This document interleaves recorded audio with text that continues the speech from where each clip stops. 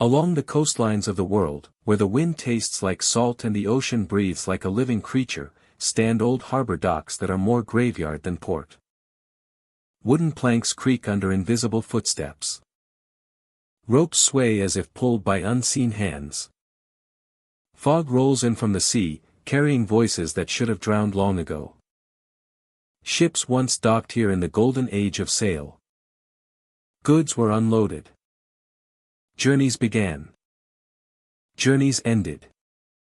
But so did lives. Sailors vanished into storms, swallowed by waves, dragged below decks by ropes that moved like snakes. Their names were whispered into the wind, then lost beneath crashing tides. Some never left.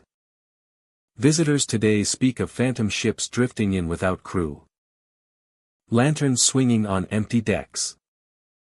Shadows pacing the pier at midnight, waiting for a ship that will never return. Boots thumping on wood, though no weight presses down.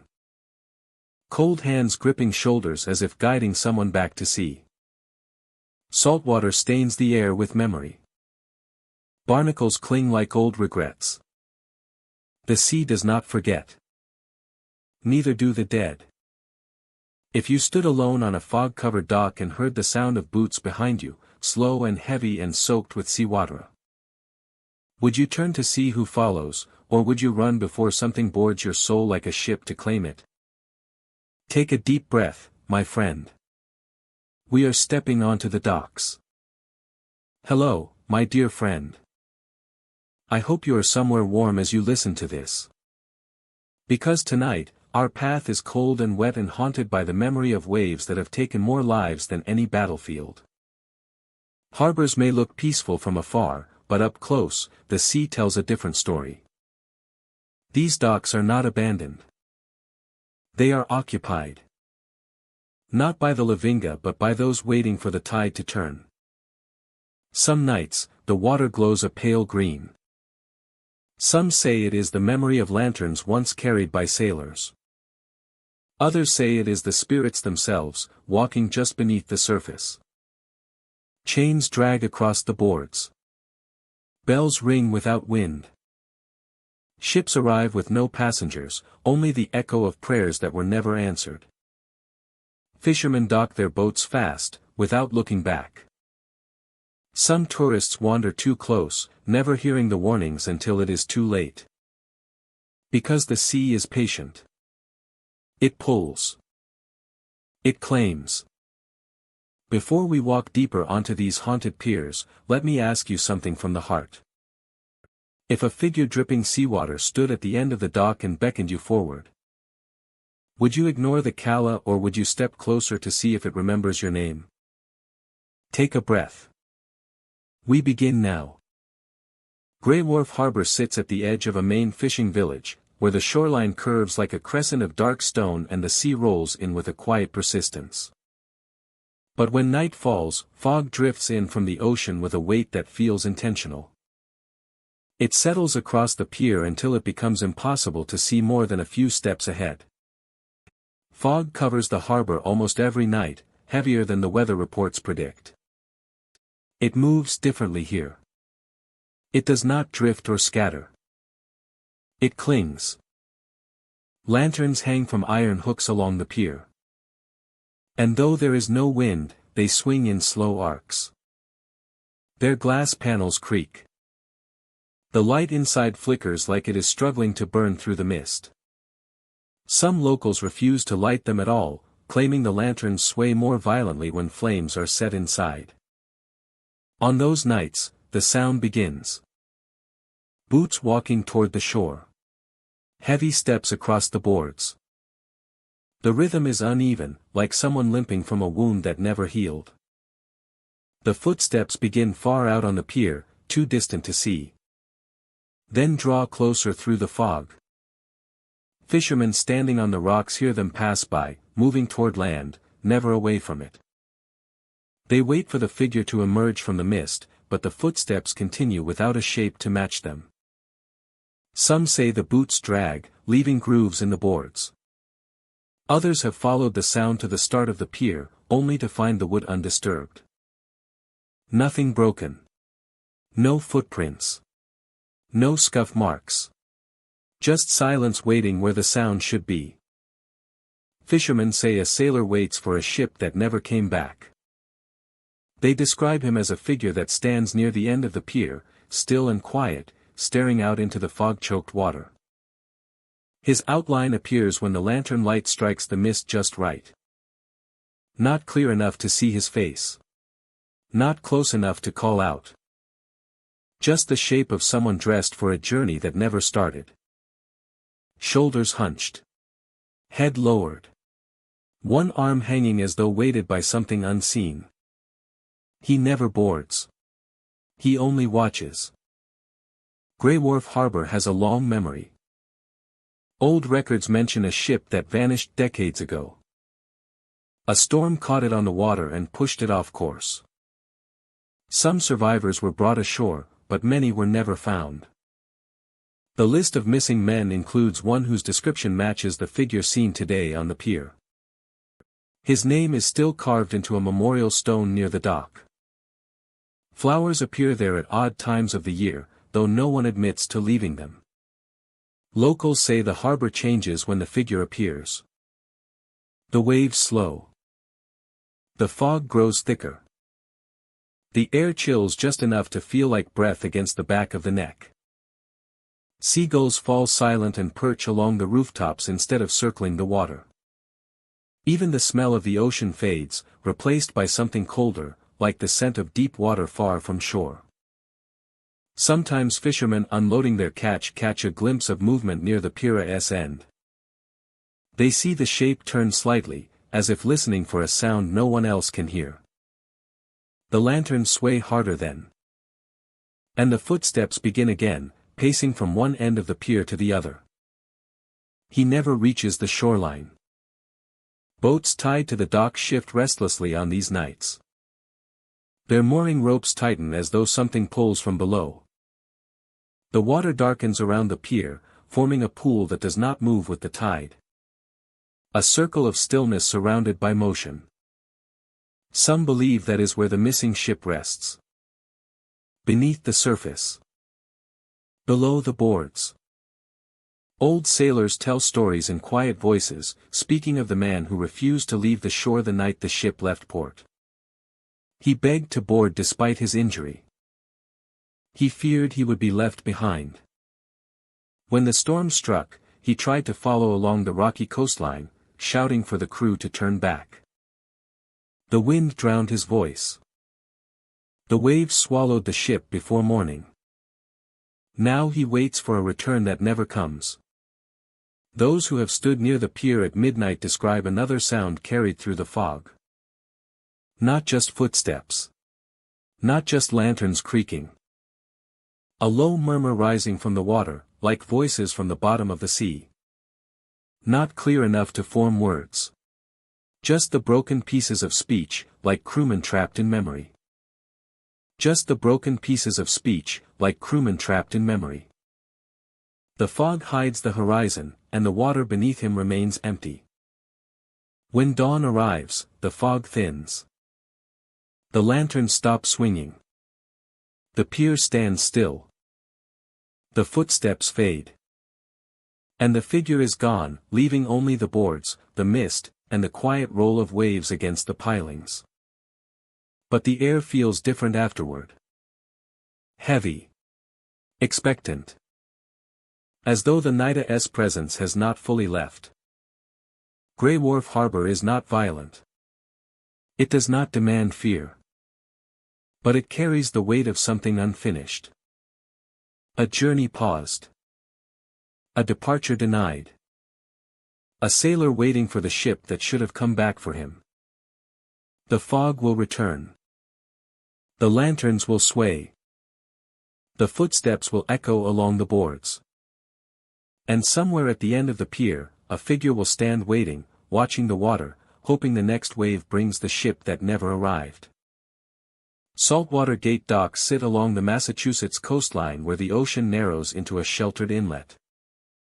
The docks are old, older than most buildings that surround them now. They stretch out into the water in a crooked line of gray boards and leaning railings, like a spine half swallowed by the sea. The wind tastes like brine and rust. The wood groans with each passing tide, as though the docks themselves draw breath. The posts that rise from the water are stained dark, almost black. Locals say the color comes from centuries of seawater and storms. Others believe something else soaked into the wood. Something the tides carried, or took, and brought back again. Visitors touch the posts and feel a chill, as if the wood remembers every ship that left the harbor and never returned. Waves slap the boards with an urgency that seems alive. The sound resembles hands hitting the underside of the docks, palms slapping for attention. The louder the tide rises, the harder the water hits. It is the sound of insistence. On foggy days, the mist rolls across the water and hangs low over the docks in thick veils. Shapes drift through the haze, too tall to be waves, too solid to be smoke. They move like people walking, though no feet touch the boards. Ropes coil near the edges, slick with salt. Sometimes the ropes move on their own, tightening slowly like something unseen pulls them from below. The loops rise, twist, and harden into knots that look like nooses. People who step onto the docks report a feeling of being watched from beneath. The ocean below is darker than it should be. The water near the posts does not reflect the sky. It reflects something deeper, a darkness that swallows light instead of returning it. Stand too long, and the sensation grows stronger. A heaviness in the air. A pressure rising through the boards. Some visitors hear voices from below the planks. Not loud shouts. Not echoes of the wind. Soft, broken words. Please. Someone asking not to be forgotten. The voices do not overlap. Each voice sounds like it has been waiting for years. No one knows how many ships vanished in this harbor. Old maritime records list dozens lost to storms. Some captains never filed reports before leaving port. Fishing crews disappeared without distress calls. Boats came back empty. Not damaged. As if the sea removed what it wanted and allowed the vessel to drift home alone. Saltwater Gate docks were named as an entry point for trade. But over time, people began calling them a gate for something else. A gate to the unseen spaces beneath the waves. A threshold. A crossing point where the surface of the water is not a barrier, but an invitation. Sailors speak of the ropes as if they are alive. They say the cords tighten around ankles if someone stands too close to the edge. They say the knots form patterns that resemble symbols, as though the docks are learning a language not spoken by the living. Even in daylight, no one leaves ropes uncoiled. The wind alone cannot explain how they move. The tide alone cannot explain how they lift. At night, the water glows faintly under the docks. Not with the shimmer of moonlight, but with a pale blue light that seems to pulse like the heartbeat of the ocean. When the light grows brighter, the voices grow clearer. Visitors who look down into the glow say they see movement just beneath the surface. Not the movement of fish. Shapes that rise and fall, drifting in the water like figures walking through fog. Local fishermen warn newcomers to leave before sunset. They say the ocean changes after dark. It grows still, almost too still. The tide stops slapping the boards and begins to drag at them instead, pulling downward. The ropes tighten without sound. The air cools like a door opening. If someone lingers, the voices begin again. Not beneath the floorboards, but at a person's back. Asking to be seen.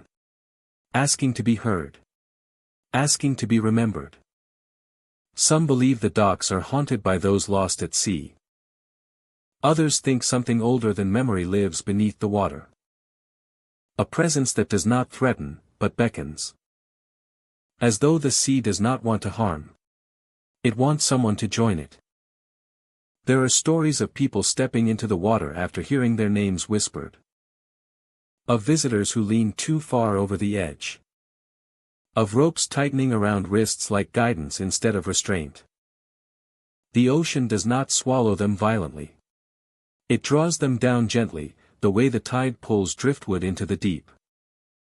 Saltwater gate docks remain open. The boards still hold. The posts still stand. The ropes still coil and uncoil in the fog. The sea still whispers.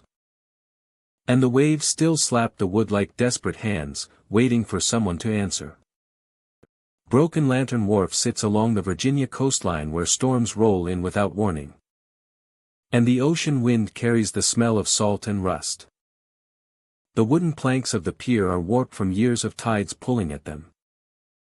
Barnacles cling to the support beams. The sea has tried to take the structure back piece by piece, yet it remains standing, as if held in place by purpose rather than design. Yet it remains standing, as if held in place by purpose rather than design. Long ago, the wharf served as a guidepost for ships.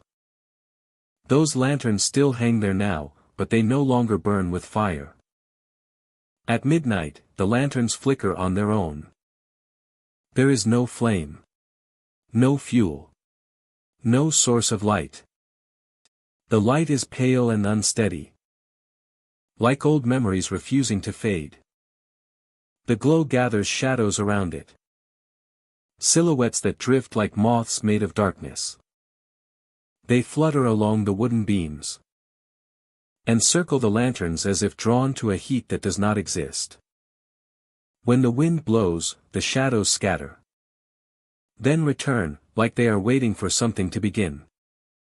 Locals say the lanterns are not guiding ships anymore. They are calling someone home. In the years when the wharf was active, a watchman tended the lanterns nightly. He was known for standing through storms that sent others running for shelter. The sea was unpredictable, but he believed that a steady light could save lives. On a night of violent winds and waves, a ship approached the harbor too quickly. The storm drowned the sky. The lanterns swayed so hard their flames nearly died. The watchman stepped out onto the pier with his own lantern, determined to guide the ship in. The ship never reached the harbor. It disappeared into the storm. The watchman vanished with it. His lantern washed ashore days later, its glass shattered, the handle wrapped in seaweed. That was the night the wharf gained its name. No official record marked it. No sign was placed. People simply stopped calling it anything else. Now, when storms rise in the distance, visitors report seeing a man at the far end of the pier.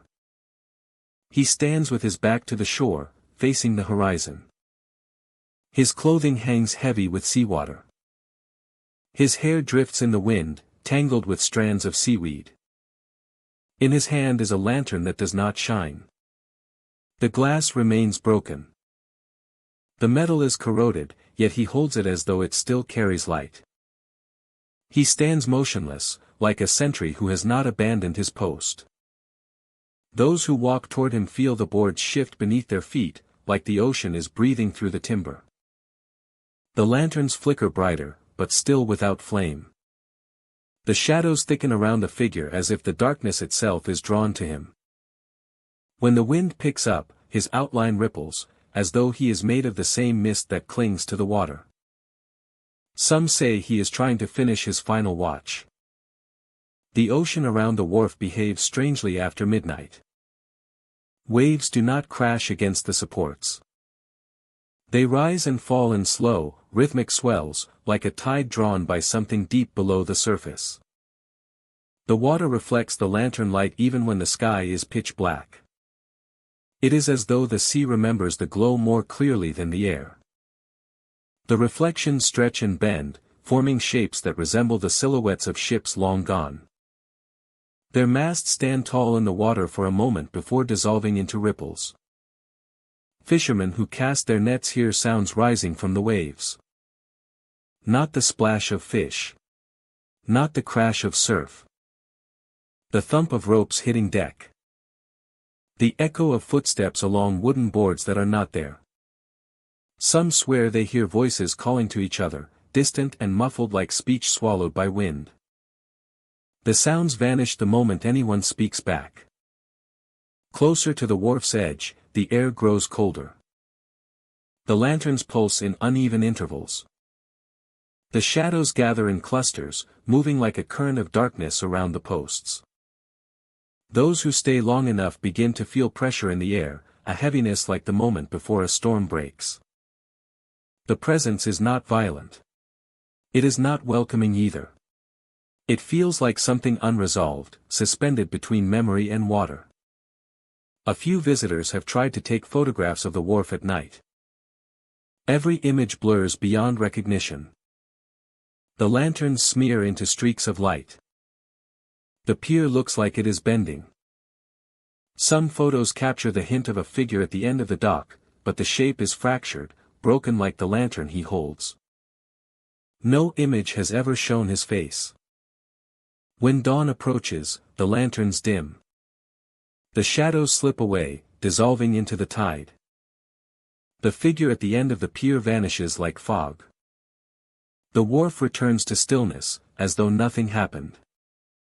Yet the wooden boards remain damp as if someone had walked there minutes before. The rusted lantern brackets feel warm to the touch, holding a heat that should not be there. Broken Lantern Wharf remains, not as a landmark but as a promise that was never fulfilled. Lanterns flicker without fire. Shadows gather like moths made of darkness. And sometimes, when the storm clouds roll in and the wind carries the scent of the sea, a man with seaweed in his hair can be seen, holding his broken lantern, standing his final watch for a ship that never returned. He does not leave. He is still waiting. The Widowa Harbor rests along the South Carolina coast where the tide comes in slow and the wind carries the smell of salt and memory. The pier stretches into the water like an invitation that was never fully accepted. Wooden planks creak beneath every step, softened by years of storm spray and sea air. Locals say the harbor is peaceful during the day, but when night comes, it remembers. The waves sound different. The lantern light flickers without wind. And the pier becomes a place where the living and the lost seem closer than they should be. The story of the widow begins with a storm. A ship ran aground years ago, swallowed by rough water before the crew could reach shore. People in the villages nearby saw flashes of lantern light in the waves and heard voices calling out across the current. The ship's captain never returned. His wife, dressed in mourning black, walked the harbor for days, waiting for his body to surface. They say she waited until her shoes were ruined by water and her voice was lost to the sea spray. Some claim she stepped off the pier and followed the tide, disappearing beneath the surface. Others believe she never truly left the harbor at all. Visitors report seeing her after sunset. A woman in black, her dress soaked and dripping, stands at the edge of the pier. Her back is turned to the shore, head angled toward the open sea. Some say her posture is not one of fear but patience, like she is waiting for someone to return to her. Someone she believes is still out there, just beneath the waves. She does not speak. She simply watches. Those who witness her describe feeling drawn to the end of the pier, as if some unseen pull urges them forward. The boards feel slick beneath their shoes, though no rain has fallen. The air feels heavy, like the moment before a storm. When the widow turns her head, her face is pale and blurred by mist, as if sea water has washed away her features. Her eyes are fixed on the waves as though searching for a familiar silhouette, a mast rising from the deep, a figure reaching back toward her. Some visitors run. Others stand frozen. A few wake later in their homes, uncertain how they left the harbor at all. Footprints appear along the pier on nights when the fog rolls thick across the water. They are small and wet, marking a path from the shoreline to the edge. No footsteps lead back. Those prints dry slowly, as though the water clinging to them is not from the sea but from deeper places. The lantern closest to the pier flickers each time the prints appear. It never goes out. It pulses, as though matching a heartbeat not present in the living world. Fishermen tell of seeing her at dawn. She stands near their boats but never boards. They find the decks wet, as though she had walked among the ropes and nets while they slept. Sometimes, the nets come up tangled with weeds from depths they have never fished. Sometimes they find old pieces of wood washed on board, fragments of a ship with unfamiliar construction. They leave those splinters on the dock, but by the next morning they are always gone. One account tells of a sailor who spoke to her. He called out across the water, asking if she was all right. She did not turn. But the waves shifted and a voice answered in her place. Not angry. Not loud. A whisper that carried like wind and foam. The sailor left that night and never returned to the harbor again. He said the voice sounded like it belonged to someone who drowned long ago. Someone still looking for a way home. Locals warn visitors never to meet her eyes. They say if she looks toward you, she recognizes something familiar in the living. Something she hopes will lead her back to the one she lost. A few people insist she followed them into town. They saw her reflection in windows. They heard dripping on their stairs at night. They woke to the sound of footsteps pacing along their porch, as if she was waiting for them to open the door and look out to sea with her. Those who believe she follows visitors home describe a constant presence. A faint smell of ocean salt in hallways. Damp fabric left on chairs where no one sat. The distant creak of boards, like a pier beneath unseen weight. She never harms. She never speaks. Only waits, as though the person she follows is the next clue in her search. A guide she hopes will finish the journey her captain could not. Others believe she guards the harbor. That she remains not out of grief but duty. Watching for storms. Watching for wreckage. Walking the pier to ensure no one meets the same fate she did. The water around the harbor calms when she stands on the pier. Waves flatten. Currents slow. Sometimes the sea is still for no reason at all, as if listening. The widow's harbor remains a place caught between memory and tide. A pier where the past has weight. A shoreline where loss lingers like mist. Travelers come and go, but her shape returns with the setting sun. Dress dripping. Eyes fixed on the horizon. The wind carries her presence like a song without melody. And the ocean moves around her as though she belongs to it completely. Some say she will wait until the sea returns what it took. Others say she will wait forever. And on nights when the waves quiet and the lanterns flicker, she steps from the pier, following someone back along the shore. Not because she means to harm them, but because she believes they know the way home. Deadwake Industrial Dock sits on the coast of New Jersey, a shipping platform once intended to become a major point of cargo transfer. Rusted cranes loom over the water like skeletal towers, their arms frozen mid-motion as if waiting for an order that never came. Shipping containers line the platform in long stacks, their metal sides streaked with salt, corrosion, and time. The site was never officially decommissioned, yet no company claims ownership. It remains intact, abandoned in function but not in presence. During daylight, the dock feels like an ordinary forgotten industrial site. The wind rattles loose sheet metal. Seagulls cry overhead. Waves break against the pilings. But even in the sun, the containers hum. Workers who were once assigned to salvage and maintenance duties reported hearing the sounds clearly. A low resonance vibrates through the steel walls. It does not resemble machinery or the movement of water. It sounds like something alive is sealed inside, resting, breathing, or waiting. Attempts to open the humming containers produced mixed results. Some were empty, hollow except for the echo of footsteps. Others were filled with crates and rusted equipment with no identification marks. Yet the humming never stopped, and neither did the sense that something behind the walls was aware of those who listened. On the far end of the platform, chains lie coiled beside the loading tracks. The metal is worn and marked as though dragged repeatedly across the dock surface. Workers often heard chains moving when no cranes operated and no tugboats idled nearby. The sound echoed across the concrete. A long metallic slide, like weight being pulled by unseen hands. Anyone who tried to find the source found only stillness. The chains would be motionless, yet they remained warm to the touch, as if used seconds before anyone arrived. Even machinery responded strangely.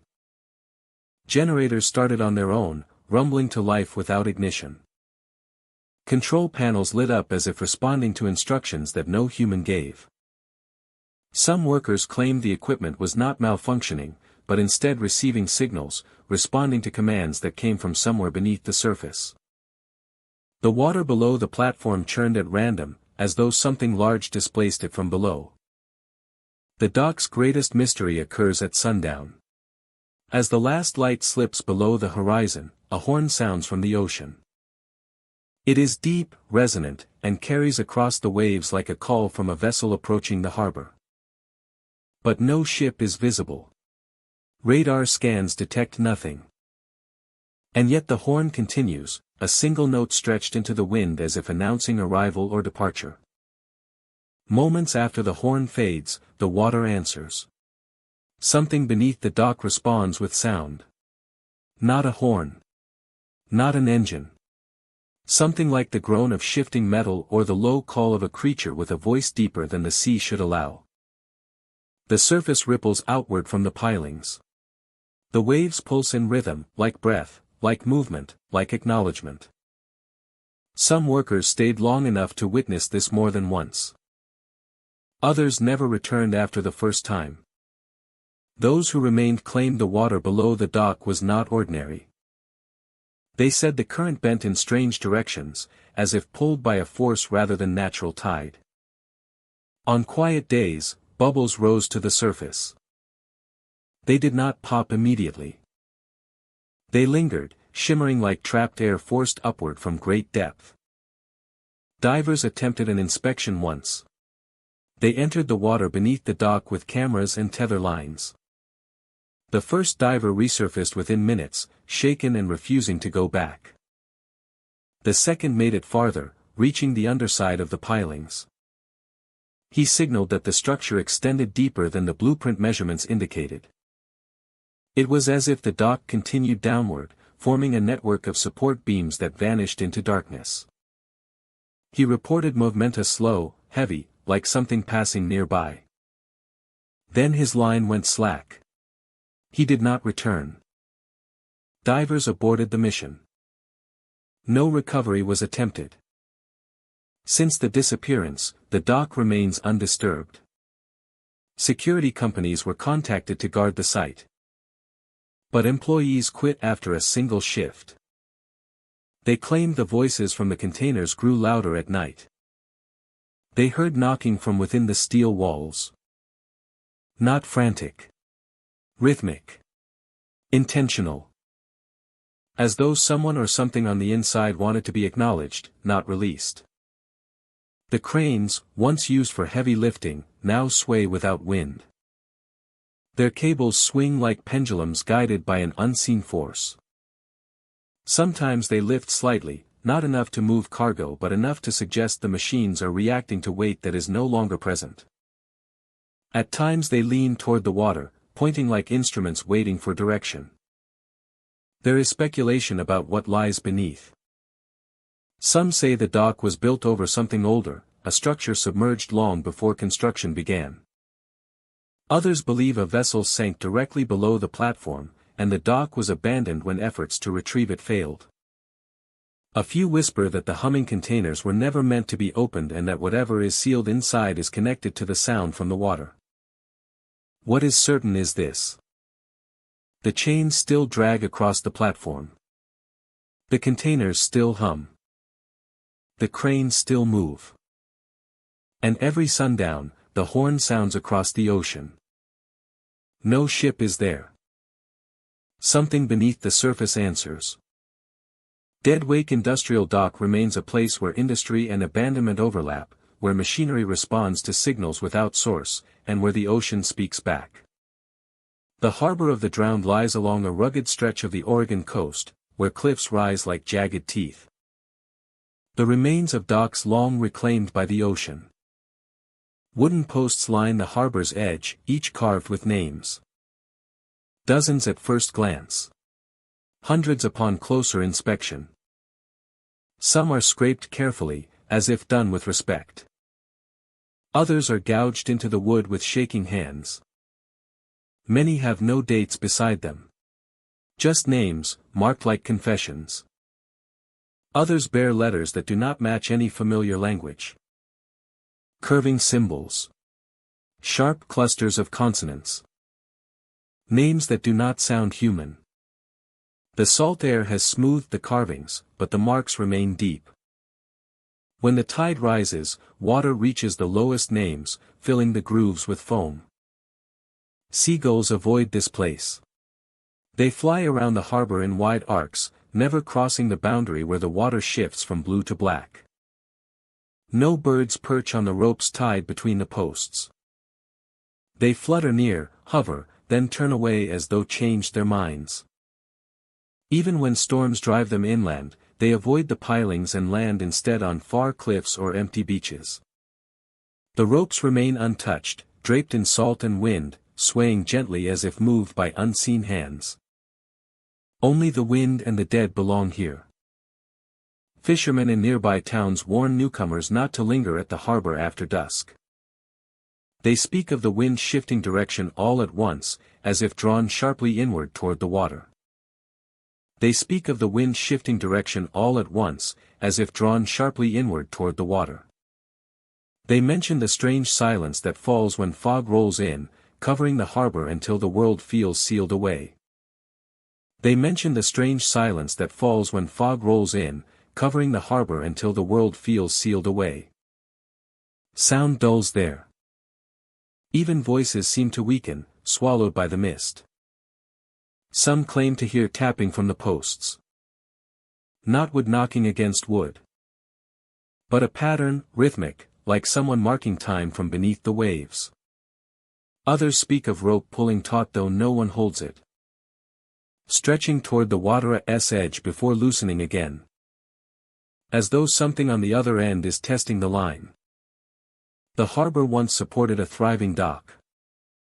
Boats arrived from distant coasts, carrying cargo and travelers. But stories of disappearances began. Not storms. Not shipwrecks. Entire vessels failed to return. Crews vanished without explanation.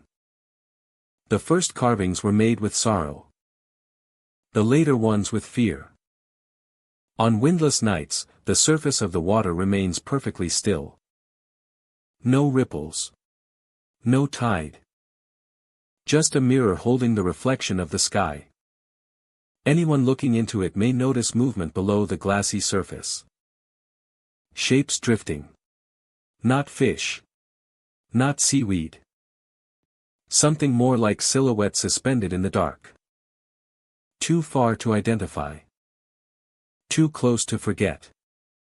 The posts nearest the water lean inward, angled like they are bowing. The names closest to the tide line are the oldest. The wood there is splintered, and the letters look as though they are disappearing grain by grain. Some have become unreadable. Others are half gone, leaving only the beginning or end of a name. If the ocean is taking them, it is doing so slowly. Patiently. Locals tell a story about a woman who once stood at the edge of the harbor night after night, searching for a ship that never returned. She carved a name into a post and waded through storms and seasons. They say she vanished, though they disagree whether she was taken by the sea or stepped into it willingly. The post she carved remains. The name is one of the clearest. The rope tied beside it is drawn tight, pointing toward the deepest part of the harbor. The carvings with unfamiliar names disturb some who visit. The letters curve and twist in ways that seem to move when watched too long. A few appear scorched, as if burned into the wood. Others look frozen mid-carve, the marks ending abruptly like the hand that held the blade was pulled away. When the tide recedes, the pilings beneath the water appear. They stretch downward like pillars into the gloom. No diver has reached the bottom. No sonar returns a clear reading. The harbor drops suddenly, the floor vanishing into depths unknown. The water turns colder the further down it goes. A chill that rises into the air when the wind shifts, carrying the scent of something metallic. Some nights, lanterns glow along the shoreline without being lit. They flicker once or twice, reflecting off the water, then vanish. People watching from a distance see movement near the posts. Not figures. Not shapes. Only the suggestion of something standing there, waiting. The harbor of the drowned is not a place of violence. A place of memory. A place marked by absence. Every carved name represents someone who left and never returned. Some lost to storms. Some to deeper things. Some to places the living cannot reach. The harbor of the drowned is a place where memories linger, and the past haunts the present. And yet, the harbor endures. The posts remain. The ropes hold. The wind speaks through them like a voice without a body. Travelers step close, feel the cold in the wood, and understand without instruction that they should not stay. Only the wind and the dead belong here. And the water waits beneath the posts, holding every name that was carved and every one that has yet to be. Low-Tide Pier sits along a quiet stretch of the California coast, far from tourists and far from the polished boardwalks of busier beaches. The pier reaches into the ocean like an old finger pointing toward the horizon, its boards weathered by decades of salt and wind. The tide never seems to forget it. During low tide, the ocean pulls back far enough to reveal what rests beneath. The bones of old shipwrecks rise from the water like the remains of enormous creatures, broken ribs of vessels long claimed by the sea. Their timber is black with age, warped and splintered, jutting up from the sand in jagged rows. Standing at the pier's edge, the wreckage looks like teeth breaking the surface, as though the ocean has opened its mouth. Visitors who come at low tide sometimes report seeing silhouettes among those skeletal remains. They look like people standing where no one should be, balanced on the rotted hulls and leaning ribs. They do not move. They do not wave or call out. They simply stand and watch, facing the pier. Their outlines blur with the mist, details hidden by distance and haze. They appear moments after the tide recedes and vanish the moment someone tries to approach. No one has ever found footprints on the sand beside the wrecks. No paths lead to where the figures stand. It is as though they form from the retreating water and dissolve when the waves return. As the tide rises, the wreckage sinks again. The ocean creeps back over the bones, swallowing them piece by piece. Until nothing remains but ripples across the surface. The silhouettes sink with them, disappearing beneath the water. But some visitors claim the eyes remain. They describe faint glimmers beneath the waves, like pale reflections staring upward. The shimmer moves with the current, never breaking the surface. Watching. The pier has a history built from accidents and unanswered questions. Records show that multiple ships ran aground near this shoreline during the late 19th century, caught in storms that arrived too quickly to avoid. Sailors spoke of currents that changed direction without warning. They reported seeing lights where no harbor stood, as though something guided them toward the rocks instead of away. One captain survived long enough to give a statement, saying the water around Lotied Pier felt alive with intention. His words were filed, then dismissed as exhaustion and fear. Local fishermen still avoid casting nets near the pier. They say the ocean floor is wrong there, uneven like stair steps descending into deep water. They talk about anchors catching on something that pulls instead of holds. Some crews who ignored the warning said their lines came up tangled with seaweed that did not match any species known to the region. The weeds were pale, almost white, like roots that had never seen sunlight. They dissolved hours later, leaving behind nothing but salt. The pier itself changes with the tide. In the morning, it feels ordinary, warmed by sunlight and softened by sea air. By late afternoon, when the light fades and shadows stretch, the boards seem quieter. Each footstep echoes longer than it should, like the sound travels downward instead of outward. Like the sound of the wind slips between the beams with a whispering sound, as though repeating something whispered beneath the water.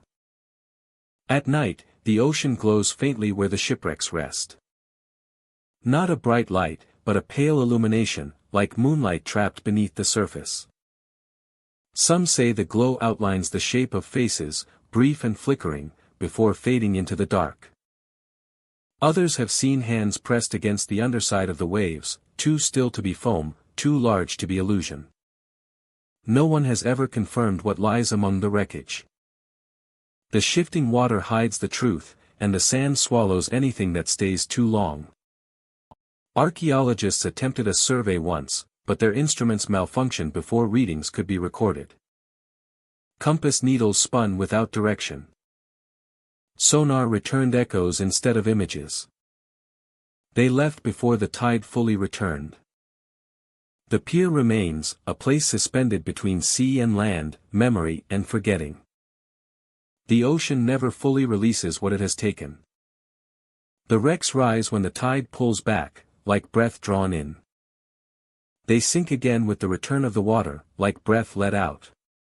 The cycle continues, ancient and deliberate. Some believe the silhouettes are guardians, remnants of the crews who once sailed those ships. Others think they are echoes, repeating the last moments of lives claimed by storms. A few suggest the ocean uses their shape, borrowing the familiar to hold attention. To watch the watchers.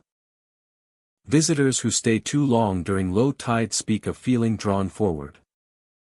Not physically, but mentally.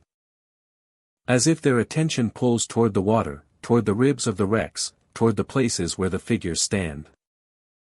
The silhouettes never gesture. They never move closer. But something about their presence feels like an invitation waiting to be answered. The tide always returns. It always rises. And when it does, the wrecks sink beneath the waves. The silhouettes go with them. The eyes remain just a moment longer, glimmering from below as though deciding whether to let go or hold on. Lotied Pier stands unchanged. The boards creak. The railings lean. The ocean breathes around it. And when the water recedes, the bones of old shipwrecks rise once more like teeth in the sand. Sometimes silhouettes stand among them, watching the shore. Sometimes they sink with the tide. But the eyes remain. Hollow Star Dockyard rests on the Washington coastline where fog rolls in like a tide before the sea itself arrives. The yard once bustled with workers and cargo, cranes lifting freight from ships while engines rumbled across the concrete. Today, the place is mostly silent. The air smells of rust and salt. Old chains hang loose along railing posts. Crates sit untouched beneath the overhangs. Even so, the dockyard does not feel abandoned. It feels awake. At night, the lights flicker with a steady rhythm. Not random. Not faulty wiring. They pulse like a heartbeat, rising and falling in time with something deep beneath the docks.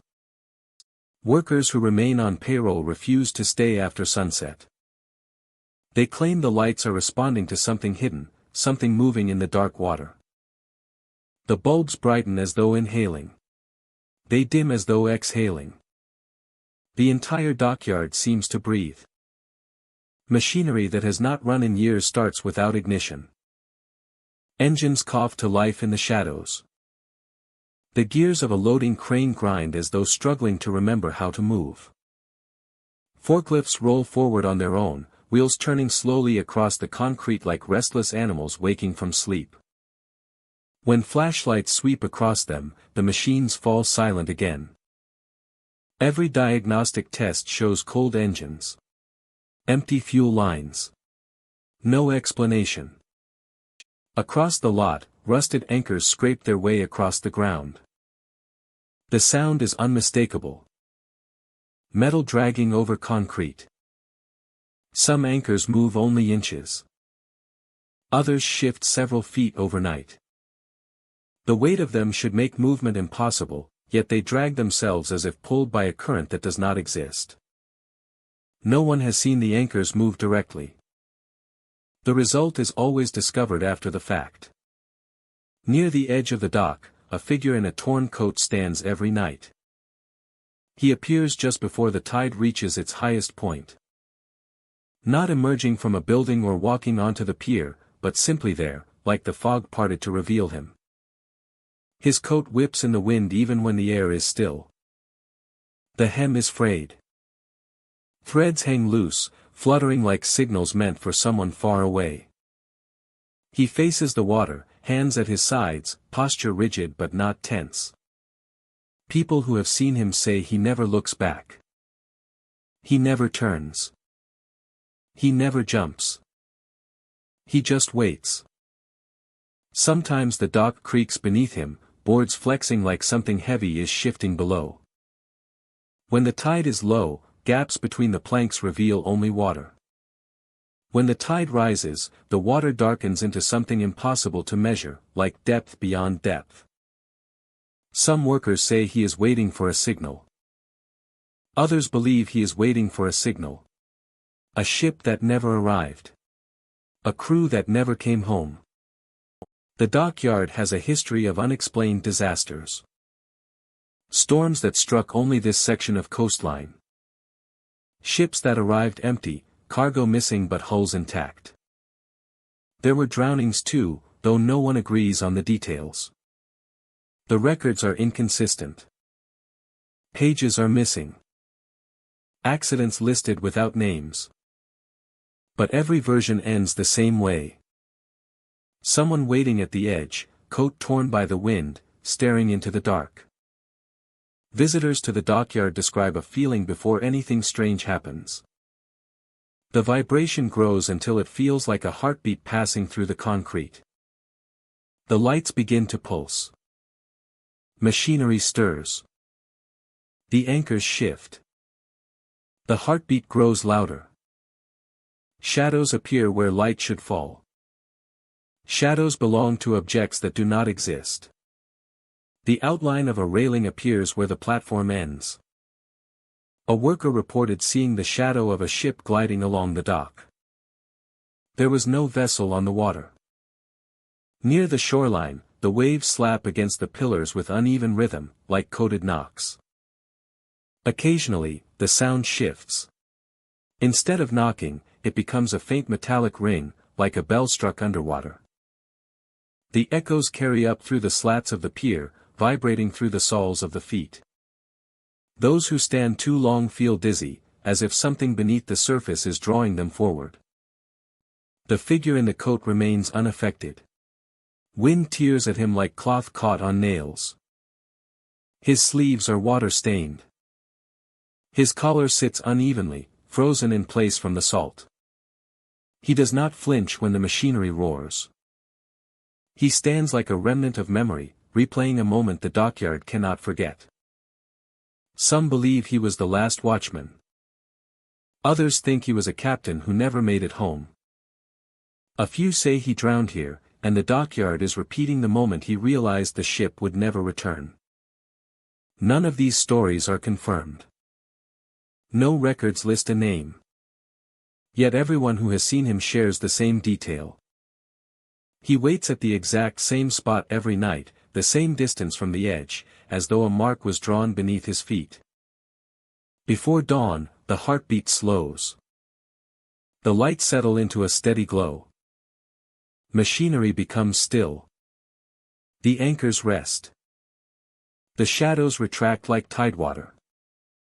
And the figure in the torn coat fades. Not like someone walking away. Not like disappearing. Like he was never there at all. Like fog reclaiming shape. Hollowstar Dockyard continues to operate on paper. It remains marked on maps. Maintenance crews are contracted. But few approach after sunset. The heartbeat in the lights. The machinery waking on its own. The anchors dragging paths across concrete. And the figure in the torn coat standing at the edge of the dock, waiting for something the sea has not yet returned. He never jumps. He just waits. Last Sail Wharf sits at the edge of New York's coastline, where the wind carries the scent of saltwater and rusted metal. The dock stretches into the waves like an old memory, worn by time and storms. Sailors avoid the place when they can. But those forced to dock there speak of a feeling that settles over them the moment they arrive. Not danger. Not threat. Just inevitability, like something is waiting. They call the wharf cursed. Ropes that remain secure everywhere else fray the moment they touch its posts. Fibers snap like dry bone. Equipment that should last a lifetime falls apart in seconds. Lanterns flicker even without wind. The dock seems to pull strength from the ships, taking something from them piece by piece until they no longer hold together. Some sailors say the damage is not natural. They speak of seeing pale hands gripping the sides of their boats at night. Fingers curling over the railing, slick with seawater. The hands disappear when approached, sinking back beneath the waves without a ripple. No bodies surface. No swimmers are seen. Just those hands, holding on as though the ocean is trying to climb aboard. The wharf has a history, though most records are incomplete. Old logs mention ships that never returned from voyages launched here. Captains reported strange behavior in the water. Waves moving against the current. Tides rising too quickly. Sounds echoing from the open sea as if a fleet waited just offshore. One entry ends with a final line that feels like a warning. The sea remembers what we tried to forget. Locals say the wharf was once a place of departures that should never have happened. During an era of overcrowded ports and desperate captains, overloaded ships left the harbor with too many passengers and too little preparation. Many never made it beyond the horizon. Their cargo and crews never returned. Some believe the wharf never let those voyages end. That their memory drifted back in pieces. At night, the water changes. It grows darker, as if swallowing what little light remains. The waves turn sluggish, moving like something breathing beneath the surface. The wharf holds its silence, and the sea presses closer. Then the ship arrives. Sailors describe it as a ghost of a vessel. Not transparent or glowing, just wrong in a way that stands out against the world. It drifts in without sail or crew. The deck empty. The wheel unmanned. It carries no lanterns, but somehow remains visible even in total darkness. Like the sea wants it seen. It never stays long. Sometimes it rests against the dock for only minutes before drifting away again. Pulled back by a tide that does not match the rest of the harbor. Other times it remains until dawn, rocking slowly as though waiting to be boarded. A few sailors have tried. They climbed the ramp or leapt from their own decks to reach it. The moment their feet touched the wood, the ship moved, as if rejecting them. They fell into the water, dragged back to shore by the tide. They claimed the ship did not want them. Or worse, that someone below deck wanted them and could not reach. Those who watched closely said the ship seemed to breathe. Boards bulged and settled. Rails flexed. The hull shifted as though filled with air and water at once. Ropes on board snap without being touched. Sails tear even if they have no wind. The wharf takes its toll. Some sailors refuse to tie their ships to the posts, choosing to anchor offshore instead. They say the knots untie themselves, slipping loose like fingers opening from within. A memory trying to take form again. There are stories of voices coming from the water. Not cries for help, but quiet conversation, like the sound of a crew still working. Lines being called. Orders repeated. The murmur of routine. Once, a fisherman claimed he heard someone ask for the heading, as if preparing to set sail. He left before sunrise and has not returned to Last Sail Wharf since. Some believe the pale hands that grip the boats belong to those lost voyages. That the sea is trying to return something, not take it. That the ship with no crew is trying to dock one last time, to finish the journey it never completed. Others think the wharf itself demands the presence of the living. A trade. A balance. Something must come in. Something must be given back. People who visit the wharf on quiet nights describe feeling watched. Not by eyes, but by intention. Like the tides know them. Like the waves measure each step. They hear wood strain beneath their feet, not from age but from anticipation. They smell salt thick as breath. They hear water lapping the pier the way someone knocks on a door. The ghost ship drifts in again and again. Bumping the dock gently. Patiently. Like a memory trying to return home after being gone for too long. The wharf waits. Those who leave feel as if something follows. Wet footprints appear on docks miles away. Sails tear even in calm harbors. Lines loosen where no one stands. It is said that once a ship docks at Last Sail Wharf, the sea never forgets it. That even far from shore, something unseen holds the ropes. And on nights when the wind is quiet and the tides are slow, the ship returns. Brushing the pier like a question. Silent Oars Port rests on the Connecticut shoreline, a small dock that should have faded into history. The wind is light, the waves are quiet, yet the dock never feels still. It feels like a place waiting to be used, waiting for movement, waiting for someone to answer a call that no one speaks aloud. Rowboats sit in the harbor, drifting without ropes or anchors to hold them. Their hulls knock against one another, the sound like bones rattling on wood. The noise carries across the water, tapping in uneven rhythm, like a signal or a summons. The boats bump gently against the dock, not guided by wind or current, but by direction. They drift toward the living like invitations to board, as if they expect passengers. No one ties them there. No owner steps forward. No fisherman claims the fleet. The boats remain nameless, empty, and restless. When pushed away, they return. When anchored, the knots somehow loosen. Residents say the rowboats never stay still unless watched continuously. The moment attention breaks, the boats shift, circling like they are choosing where to land. Stories trace back to an old ferry service long before the larger ships arrived.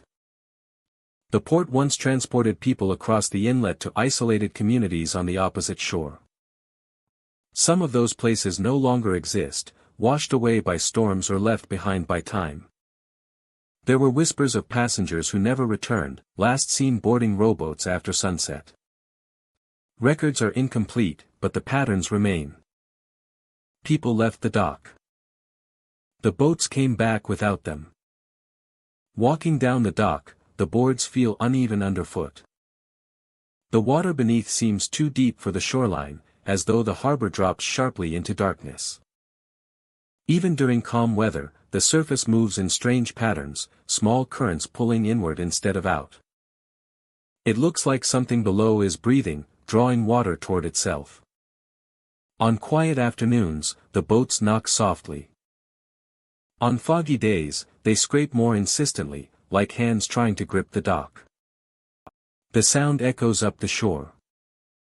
Visitors mistake it for people moving cargo or preparing a launch. But the dock is empty. The boats are already there, waiting. Some claim the rowboats respond to presence. If a person stands still long enough, one boat breaks from the cluster and drifts closer, aligning itself with the steps leading down to the water. It rocks gently, balanced and ready. The oars, though never placed there by human hands, rest across the seats. Polished by time and untouched by rot. Always set as if prepared for travel. No one rows them. The oars move on their own when someone sits inside. Not quickly, not violently, but with steady rhythm, dipping into the water and pulling the boat away from shore. Anyone watching from the dock sees the boat move without effort, gliding further and further out. Sometimes it returns empty. Sometimes it does not return at all. Fishermen who have tried to tow the boats out to deeper channels report that the lines snap, not from pressure, but as if cut by something unseen beneath the surface. The water churns and then stills, the boat drifting back to where it began. As though the harbor does not want them removed. As though the boats belong there. There is an old boathouse at the end of the dock. Its doors remain locked, rust frozen in place. People who stand there too long hear soft tapping from within, matching the rhythm of the rowboats outside. The boathouse feels like the heart of the port, the place where the unanswered questions collect like fog. At sundown, the port changes. The water darkens, not from loss of light but from depth. The rowboats spread out across the harbor, forming loose patterns, as if aligning to an unseen current. As if aligning to an unseen current. If the wind is low enough, the boats can be heard shifting, scraping, bumping, like restless sleepers adjusting position. The sound is louder at dusk. Louder still when the first star appears. Locals know not to approach then. They say the boats choose more freely when the sky grows dim. That the oars dip smoother. That the water carries faster. Some have witnessed boats returning at night with their seats wet, as if someone had just climbed out. No footprints led away from the dock. Only the scent of brine and cold air lingering on the boards. Visitors have spoken to the boats as a joke, asking where they came from. The water responds with a ripple. The oars twitch. The boat knocks once against the dock, like a reply. Some believe the port remembers passengers lost long ago and waits for more. Others think the boats are ferrying something unseen, something that still travels the inlet even if no human rows. There is one certainty. The rowboats never leave the harbor completely. Even in storms, they do not vanish. They scatter, then return, bumping against the dock like hands trying to find a grip. Anyone who boards risks becoming part of the Porta's unanswered history. A name that fades. A presence that lingers on the water. Silent Oars Port remains, untouched by development, avoided by those who live nearby, and visited only by curiosity. Rowboats knock together like bones rattling. No one ties them. No one rows them. They drift, restless and waiting, bumping toward whoever stands closest, like invitations to board. As if the water remembers. As if the boats are not done carrying passengers.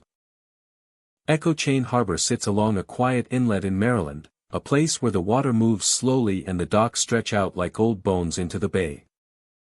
The harbor is lined with warehouses and shuttered bait shops, remnants of a busier time when fishing boats and cargo vessels passed through daily.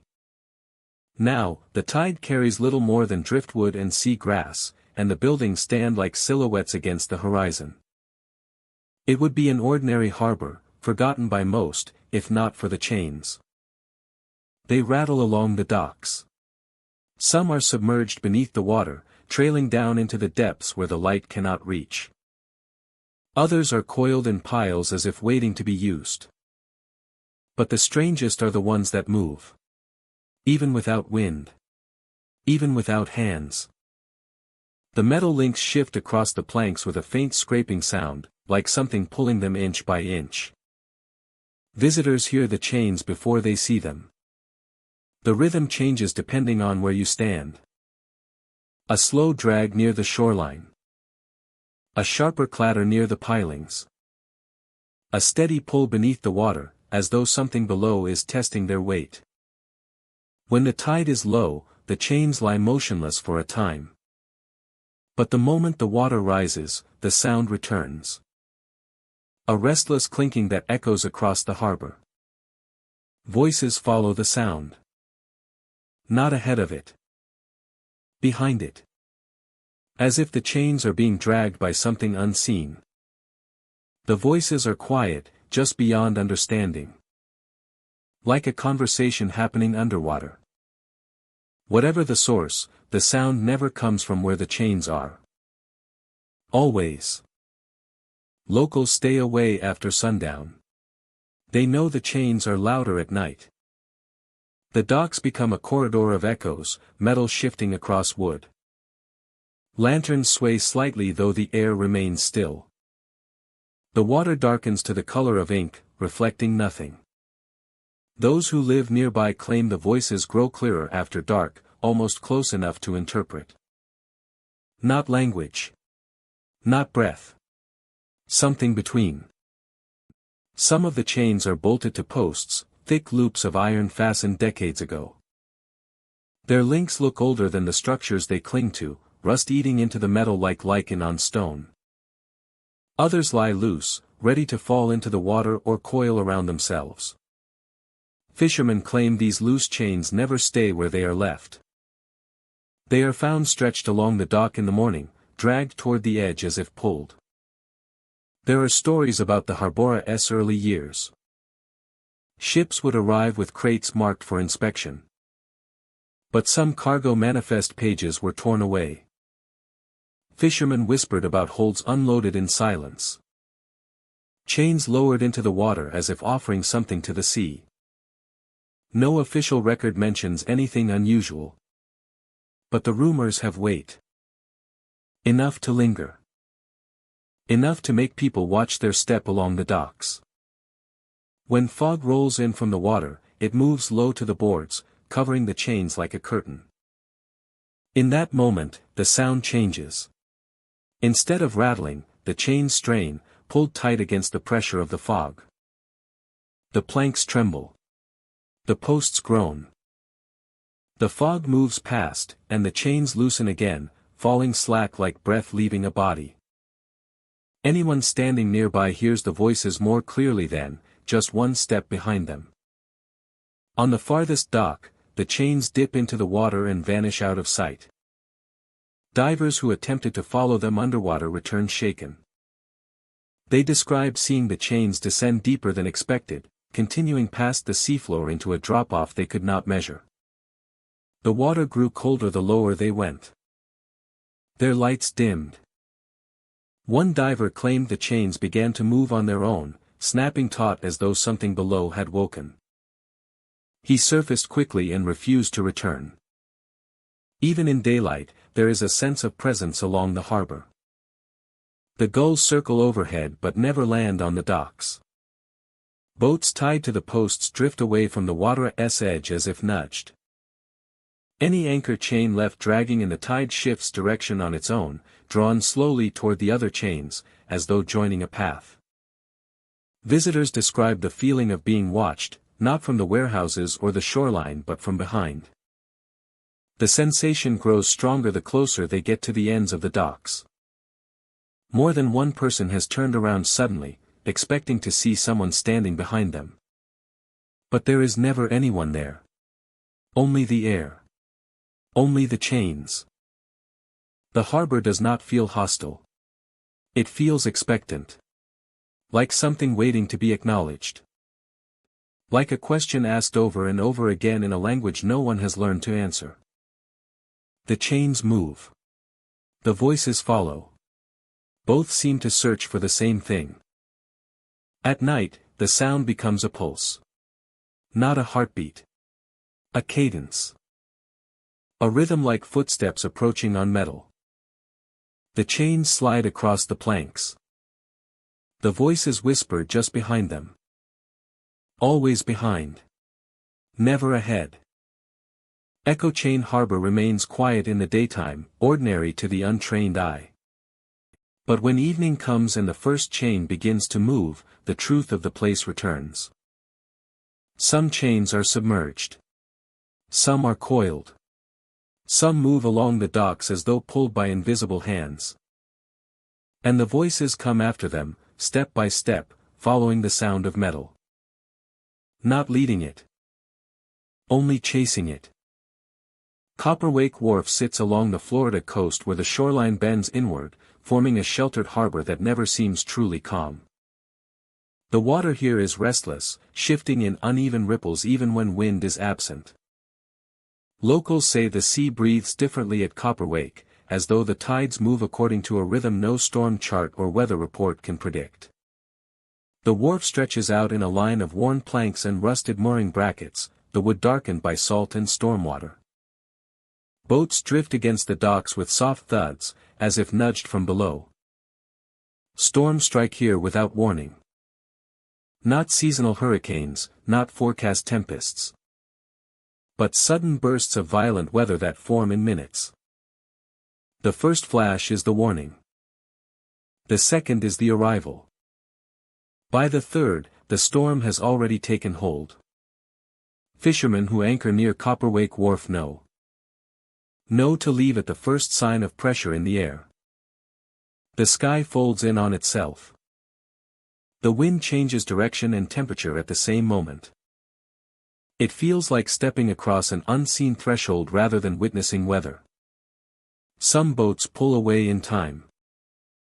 Others stay trapped by failing engines, tangled ropes, or hesitation. Those are the boats the lightning finds. When lightning strikes, the flash reveals silhouettes climbing aboard the vessels. They appear in the brightness of a single breath, like shadows shaped into human form. Their hands grip the rails. Their feet step across the decks. Some stand tall. Others move hunched and quick, like shapes learning how to balance. The lightning fades, and darkness swallows the harbor again. When the next strike comes, the figures are gone. The decks are empty. But water drips from the planks. Not rainwater. Not waves. The water is clear and cold, like it rose from the deepest part of the sea. It pools on the wood, trailing toward the edges. A sign that something climbed aboard and then left, though no one can say where it went. People who have witnessed the storms from the shore describe a hum in the air, a vibration that seems to come from the ocean rather than the sky. The lightning illuminates the harbor like a photograph taken at the moment of impact. Every flash freezes a scene of the silhouettes moving, climbing, standing, searching. The silence between flashes feels deliberate, as if the storm breathes in those seconds. When it exhales, lightning strikes again. Copperwake Wharf has a history of vessels disappearing. Not sinking. Disappearing. Boats are found adrift with the engines running, the wheel turning, the radio still crackling. But the decks are slick and empty. Personal belongings sit untouched, mugs still warm. Navigation logs open to incomplete coordinates. Water drips steadily onto the floor. The ropes remain tied, but there are marks along the rails like hands pulled the lines with strength beyond human grip. Older generations speak quietly about why the storms behave this way. They say the harbor was built where it should not have been. Before the wharf existed, the shoreline was avoided. Sailors refused to drop anchor. Ship captains would not navigate the bend of the inlet. They claimed the water was too deep for the distance to shore, as though a trench lurked beneath the surface. A trench that moved. Divers who have explored the harbor floor refuse to return. They talk about currents that pull downward instead of outward. They describe the sensation of being watched from below. They speak of the way the water seems to breathe around them, expanding and contracting like lungs. Most of them surface early, abandoning their equipment and refusing to explain why. On storm nights, the wharf lights flicker. Some tilt in the wind, swaying on their wires. Others hum with electricity that should not be active. The wooden planks rattle beneath the feet, as though the pier is reacting to weight that is not there.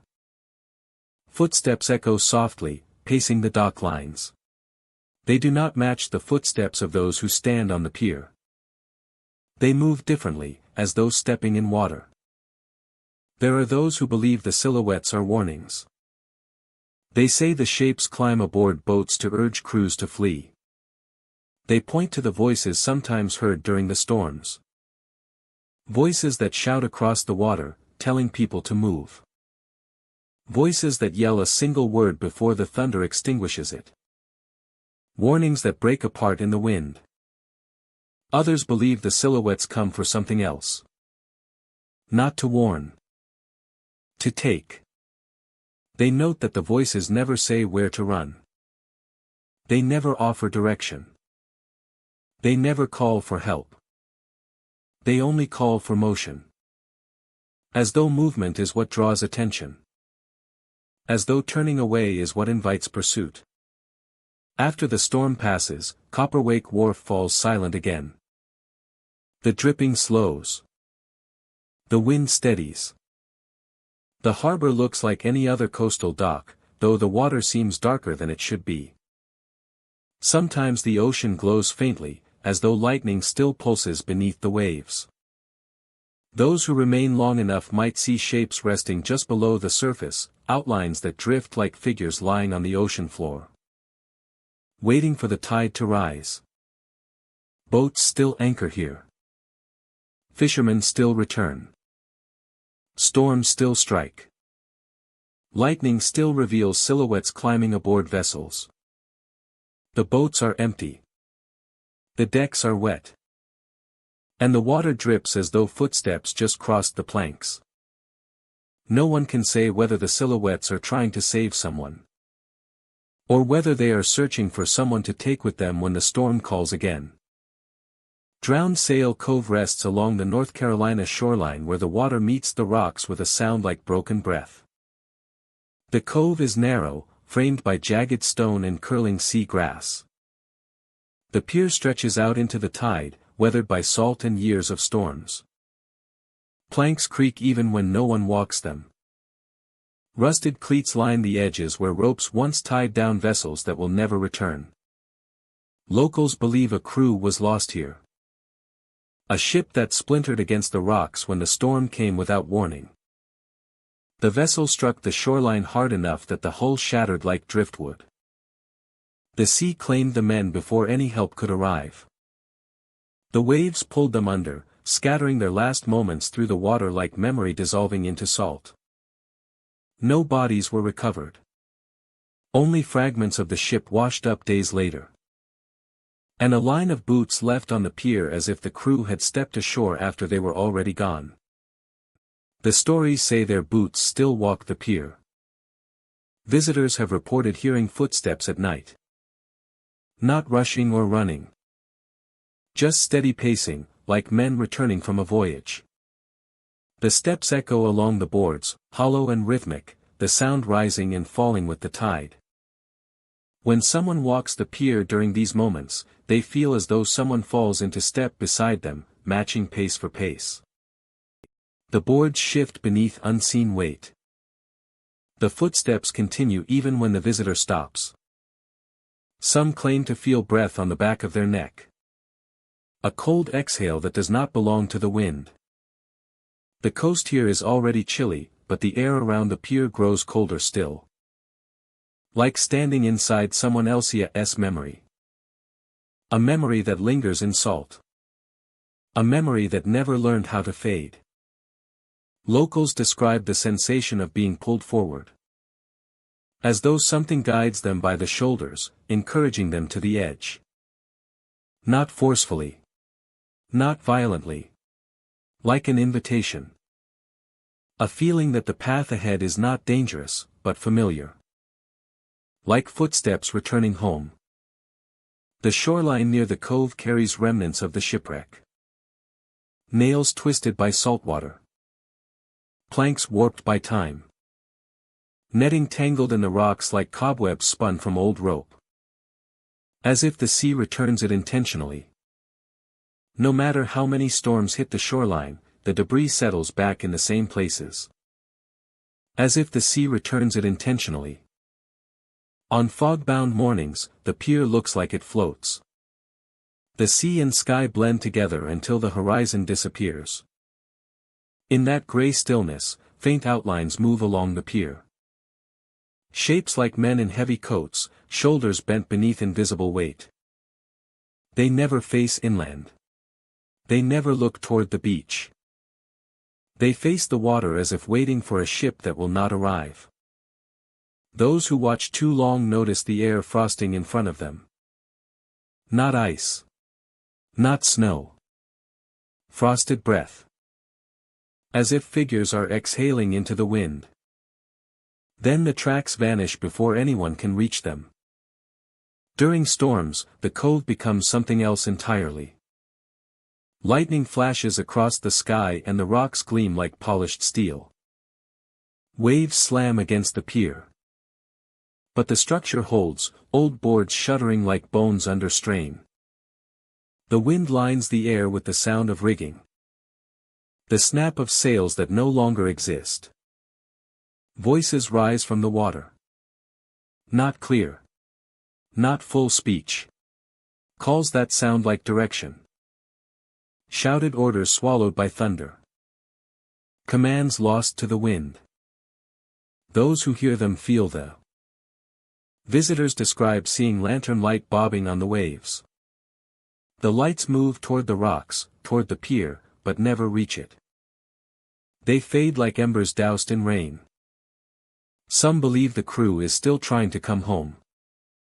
The town nearby avoids the cove after dark. They speak of it softly, like a place that is listening. Fishermen refuse to dock there.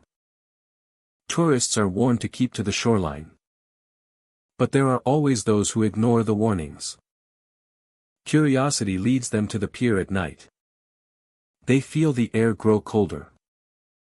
They hear the footsteps approach. They see the mist shift around them. Some walk back. Others do not speak of what they experienced. A few say they left part of themselves behind on the pier, like memory caught in salt water. The cove does not feel hostile. It feels unfinished. Like a chapter paused mid-sentence. The footsteps. The breath. The pull forward. All of it feels like something trying to complete what was left undone. The sea took the crew, but their path remains. Their boots still walk, returning to the pier like they never stopped. Those who stand at the very end of the dock feel the strongest pull. The boards beneath them sway. The waves rise. The water darkens with depth.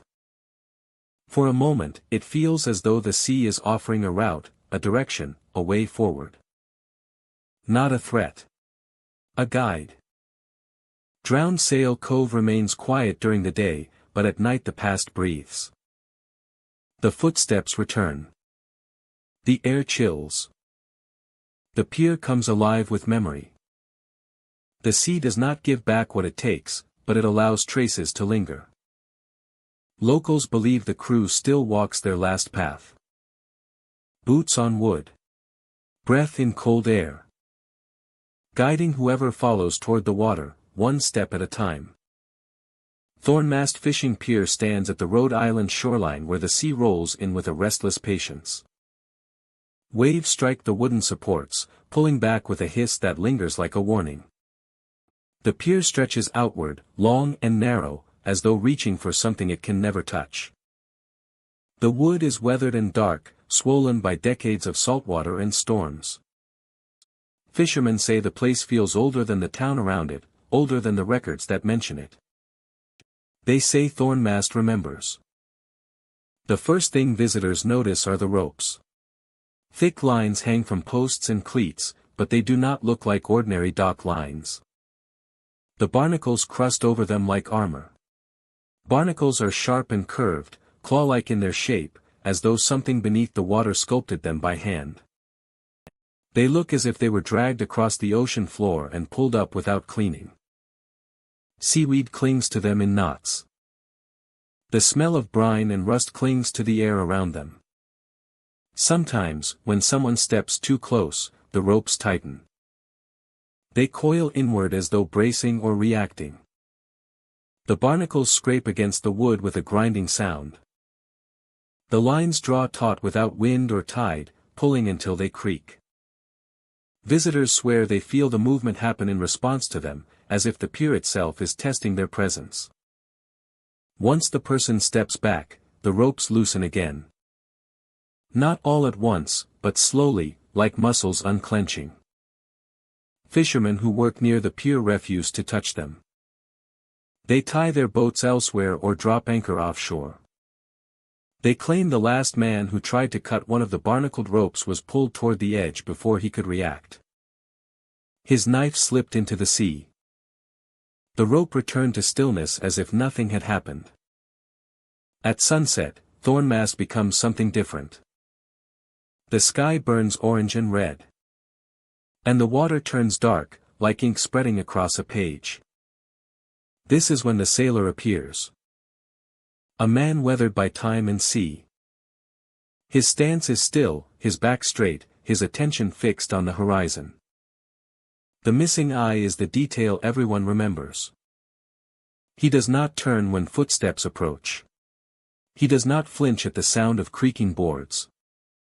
He stares across the waves as though waiting for something the living cannot see. Some believe he lost his eye in a storm that swallowed his ship. Others say it was taken from him as payment for something he learned at sea. Those who try to speak to him never finish their sentences. The moment their voice breaks the quiet, he vanishes.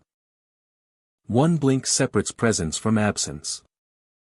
After he disappears, the ropes tighten. The barnacles strain like teeth. The shells click together in a faint rhythm, like tapping on the hull of a boat.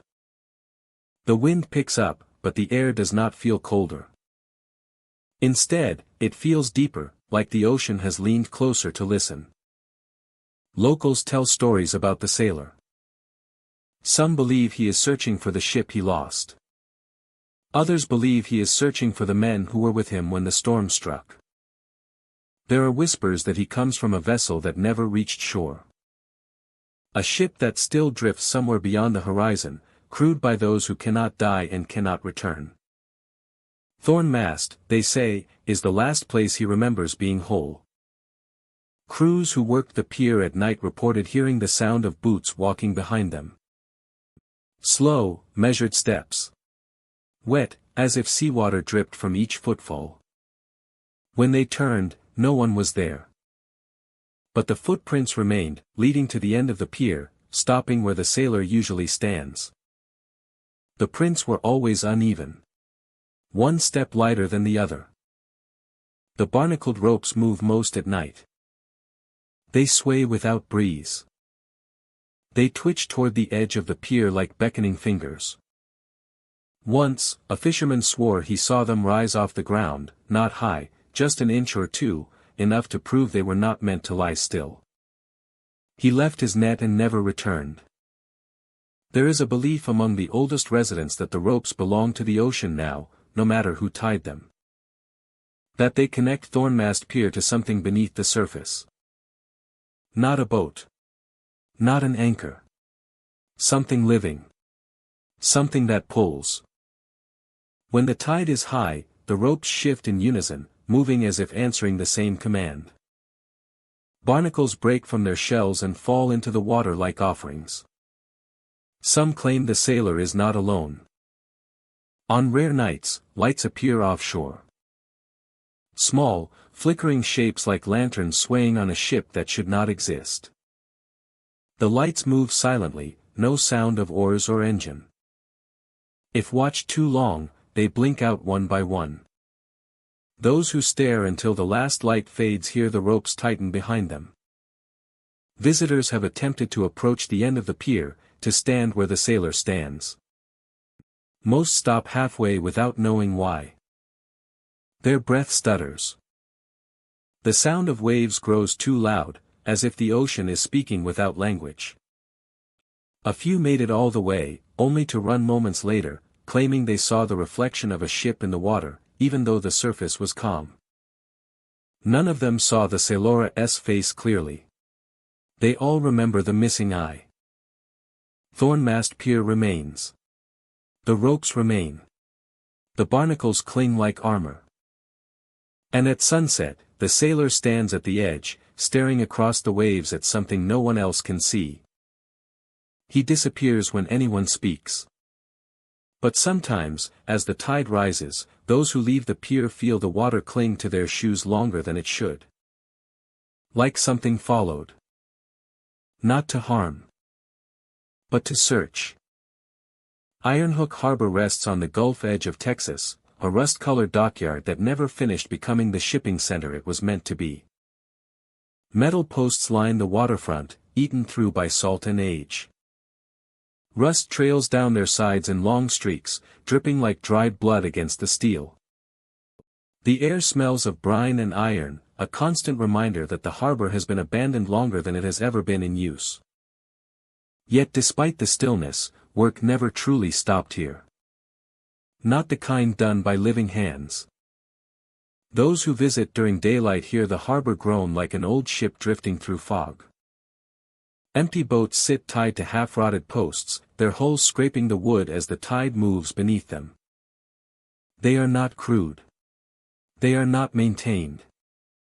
Still, the sound of hammering echoes across the waterfront. Sharp metallic impacts ring out, as though someone is repairing boards, driving nails, or building something on the decks. But when workers investigate, no one stands there. The tools lie untouched. The hammers rest in corners where no one remembers placing them.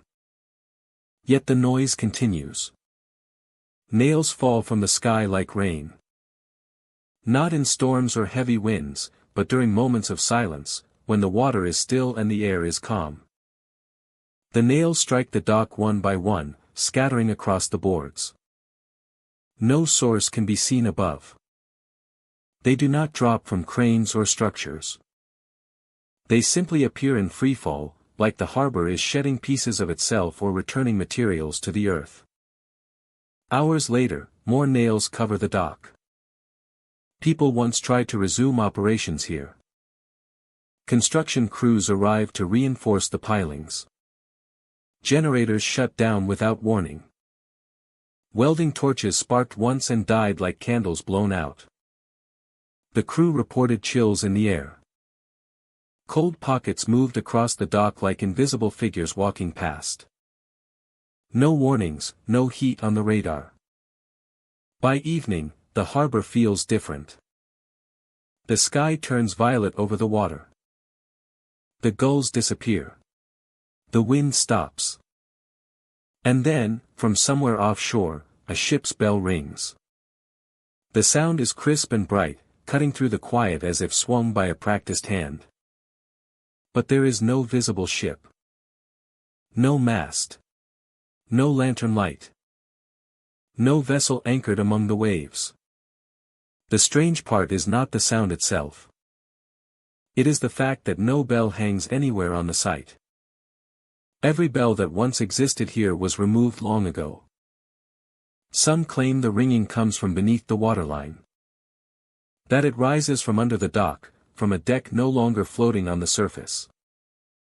Divers who attempted to explore the harbor floor returned quickly, shaken without clarity. They spoke of shapes in the shallows, silhouettes of hulls too large to match the small boats tied to the posts.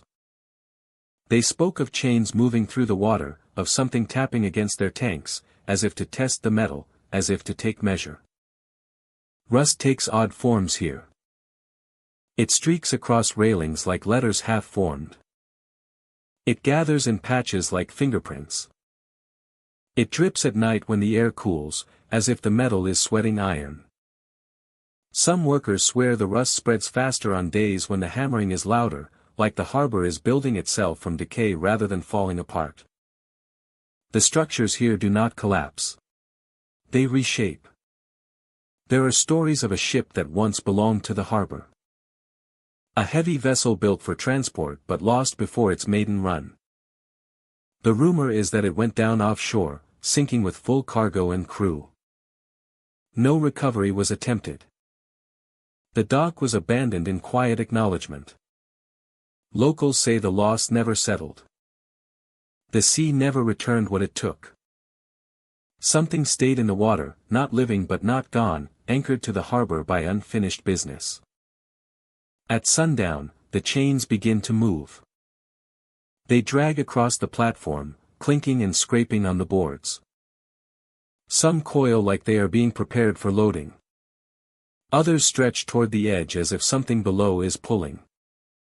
The sound is slow, patient, methodical, like preparation rather than threat. Anyone who stays long enough hears the chains tighten, as though weight has settled onto them. A burden lifted, carried, or hauled. Lanterns flicker to life in the empty boats. Not electrical. Not flame. A dull glow, like phosphorescence rising from deep water. The inside of the hulls and reveals no rowers, no passengers, no hands to guide them. They tug as if eager to leave, ready to be taken offshore to a destination unseen. No one boards. No one should. At night, the bell rings again. Once. Twice. 3 times. The responses that follow do not come from the air. They come from the water. A hollow groan. A deep echo. A sound like a hull brushing against stone. Something beneath the surface answers as if acknowledging a signal. Ironhook Harbor is not silent. It is not forgotten. It is not finished. Rust drips down metal posts like dried blood. Workers hear hammering from empty boats. Nails fall from the sky like rain. The Shepa-S bell rings at night, though it is not attached to anything. And something beneath the surface answers. Ghostwake Ferry Dock sits along a marshy stretch of Louisiana bayou, where the water winds like a dark ribbon between reeds and cypress roots. The dock is old, its boards soft from years of humidity and tide. Moss hangs from the nearby trees like curtains. And the land surrounding the dock falls silent long before the sun disappears. Locals say the place feels older than the town built around it. As if the dock came first and everything else was added later. When the day fades, a stillness settles over the water. And the world feels paused. A ferry still loads after midnight. No schedule. No crew. No lights in the Captain's cabin. Just the sound of water lapping against the hull. That is the only signal it offers. Not a horn. Not a bell. Only the soft reminder that it is there. There is no captain. No passengers. Only the sound of water lapping against the hull. Sometimes the breeze carries the scent of diesel or river silt, like a memory instead of something real. The ferry, patched with rust and swollen boards, looks like it should have retired decades ago. Some parts of it gleam with new metal, as if repaired recently. Other parts look untouched since the last century. The contrast is unsettling. The boat should not be floating. Yet every night, it waits. Locals avoid the dock after dark. They speak of hearing footsteps move along the deck, slow and rhythmic, like someone pacing before departure. The planks creak in patterns that feel intentional. Not random expansion. Not the shifting of wood. But the weight of someone unseen deciding whether it is time to leave. Some claim stepping onto the ramp leads to another place. The dock has no signs. No ticket booth. No posted warning. Just a long wooden walkway leading down to the waiting ferry. Those who stand at the start of the ramp feel a pull in the air, like a draft moving in the wrong direction. Not from the water toward the land, but from the boat toward the shore. As if something on the deck is inviting movement. The moment a foot touches the ramp, the wind changes. The wind grows colder, sharper, like air from a cavern or distant coastline. The sound of insects fades. The night birds stop calling. The water beneath the ferry flattens into stillness, no longer rippling like a natural tide. It becomes reflective, like a sheet of black glass waiting to hold a new sky. No one has confirmed what lies beyond. No one has come back. Rumors spread through the town like whispered maps to unseen places. Some say the ferry leads to another bank of the river, one that cannot be reached by following the shoreline. Others believe it travels to an inlet lost on old charts, or a crossing meant only for those who should have passed on long ago. A few claim the ferry goes somewhere that is not on water at all, but through it, like a doorway disguised as a vessel. Stories tell of those who tried to test it. A fisherman's son stepping onto the ramp with a flashlight that flickered out the moment he reached the first rail. A traveler passing through who shouted a name into the darkness. And heard it echo back in a voice that was not his. Two friends daring each other to step aboard. Only for one to lose sight of the other between the bow and the stern, though neither moved far. Sometimes people see lantern light on the deck, though no lanterns are hung there. The lantern light appears, the ferry seems closer to the dock, as though the tide brought it forward. But the water is still, unmoving. The trees around Ghostwake Dock act strangely at night. Their branches lean toward the boat, pulled forward as if by wind, even when the air is perfectly calm. Their shadows stretch out over the water in long shapes that should not reach so far. The reflections beneath them ripple in patterns that do not match the movement above. Some believe the ferry is waiting for someone specific. Others believe it will take anyone. Those who think it waits for a name keep that name close. Those who think it accepts any passenger make sure they are never near the dock after midnight. A few insist the ferry is not a relic but a messenger. A boundary. A crossing point between where people are and where they are supposed to be. Not a punishment. Not a trap. Something older. A service that continues long after reason says it should have ended. If the ramp is approached and no one steps onto it, the ferry eventually pulls away from the dock. Not with engine noise. Not with waves. It simply drifts backward, the rope slipping from its moorings like a snake through grass. The boat glides into the center of the channel, the darkness swallowing the edges of the hull. The deck fades. The shape blurs. And then the ferry is gone, as though it never floated there at all. Yet every night, it returns. No one sees it arrive. It is simply present again, waiting with the ramp lowered. Ghostwake Ferry Dock remains untouched by renovation.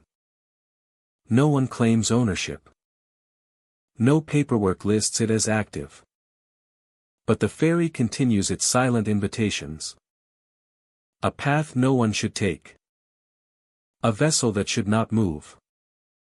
A crossing without a destination known to the living. Some say stepping onto it leads to another place. No one has confirmed it. And no one has come back. Northwind Hayes Harbor sits along the Alaskan coast where winter never truly ends. Ice clings to the edges of the docks, thick as armor, and the wind sweeps through the harbor like a blade. The cold here is sharper than knives. It bites through layers of clothing and settles into bone. Even the tide feels slower, as if the ocean itself struggles to move beneath the weight of the freezing air. The harbor was built for fishing vessels and supply boats. But the town surrounding it dwindled. Fewer ships arrive now. The docks stand half abandoned. Planks covered in snow that never fully melts. Breath freezes in seconds, turning to mist that falls to the ground like tiny shards of frost. The silence of the harbor is not peaceful. It feels suspended, like the world is holding still to avoid drawing attention. Travelers walking along the snow-covered planks hear footsteps behind them. Crunching snow. Slow. Steady. Matching their pace. If they walk faster, the footsteps follow. If they stop, the sound stops with them. But when they turn around, there is no one there. The snow behind them lies untouched. No footprints appear. Something walks without weight. Locals say the harbor has always been this way. They do not speak of it as a haunting or a legend. They speak of it like weather. Like a condition of the land that must be accepted. Some swear that whatever moves across the docks is older than the town. Older than the buildings. Older than the harbor itself. Locals say the harbor has always been this way. On certain nights, fog rolls in from the sea, thicker than any storm's mist. It carries a pale gray color that swallows the dock and hides the waterline. The fog rests low, never rising above eye level, as though meant to obscure only the ground. In that haze, the footsteps grow louder. Some listeners swear they hear not one set, but many. Following the living like shadows carved from air. The harbor lights flicker in patterns, not random, but rhythmic. As though responding to movement no one can see. Boats moored to the docks rock gently, not pushed by wind or current, but by something brushing past them. The ropes stretching between vessel and dock tighten and release slowly, like breath from an unseen form. Some fishermen who stayed after sunset reported seeing shapes at the water's edge. Not full figures. Just suggestions of form. A shoulder. The angle of a head. A limb disappearing behind a snowdrift. They vanish when approached. Others claim to see reflections in the ice that do not match their own. Shadows walking where no person stands. The cold intensifies near the end of the pier. Like a boundary. Those who cross that point describe the sensation of stepping into a different climate. The air becomes impossibly still. The wind falls silent. The world feels paused. Even sound refuses to travel. Some say it feels like entering a place meant only for the unseen. No one knows what waits at the end of the pier.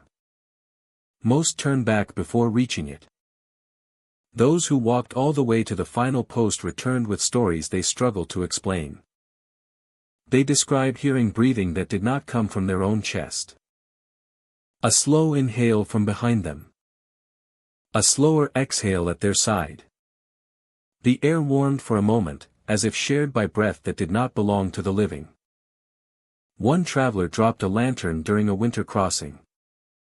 The flame flickered, then died without wind. The lantern skidded across the planks, leaving a line in the snow. When he retrieved it, the line ended abruptly. As though something picked the lantern up and set it down again. His footprints remained. The lantern's sliding path remained. But something else had moved with no trace at all. The harbor has attempted to adapt. Workers installed heaters along the docks, but they fail whenever the footsteps begin. Generators cut out. Even battery lanterns fade, as if something drains the light itself. People stop trying to warm the harbor. They learn to move through it with caution, keeping their eyes forward and avoiding the temptation to turn around. Winter storms only heighten the activity. The wind grows louder. The ice thickens. The footsteps multiply. The ground beneath the snow vibrates faintly, like the stretch and shift of something beneath the surface. The ocean groans against the shore, and for a moment, the harbor feels alive with presence. Some believe the footsteps belong to those lost at sea. Travelers who never return to port. Lives taken by storms, wandering back to the harbor they once knew. Others believe something else walks the docks, something not born from human memory. They say the footsteps come not from souls, but from the cold itself. A presence shaped by the land and the winter. Whatever walks Northwind Hayes Harbor does not hide. It follows. It observes. It walks without weight, leaving no sign except the crunch of snow and the feeling of something just behind. The harbor remains. The boats still come and go. The wind still slices through the docks like sharpened air. And anyone who walks alone along the planks will hear footsteps in the snow that are not theirs. They will turn, and the path will be clean.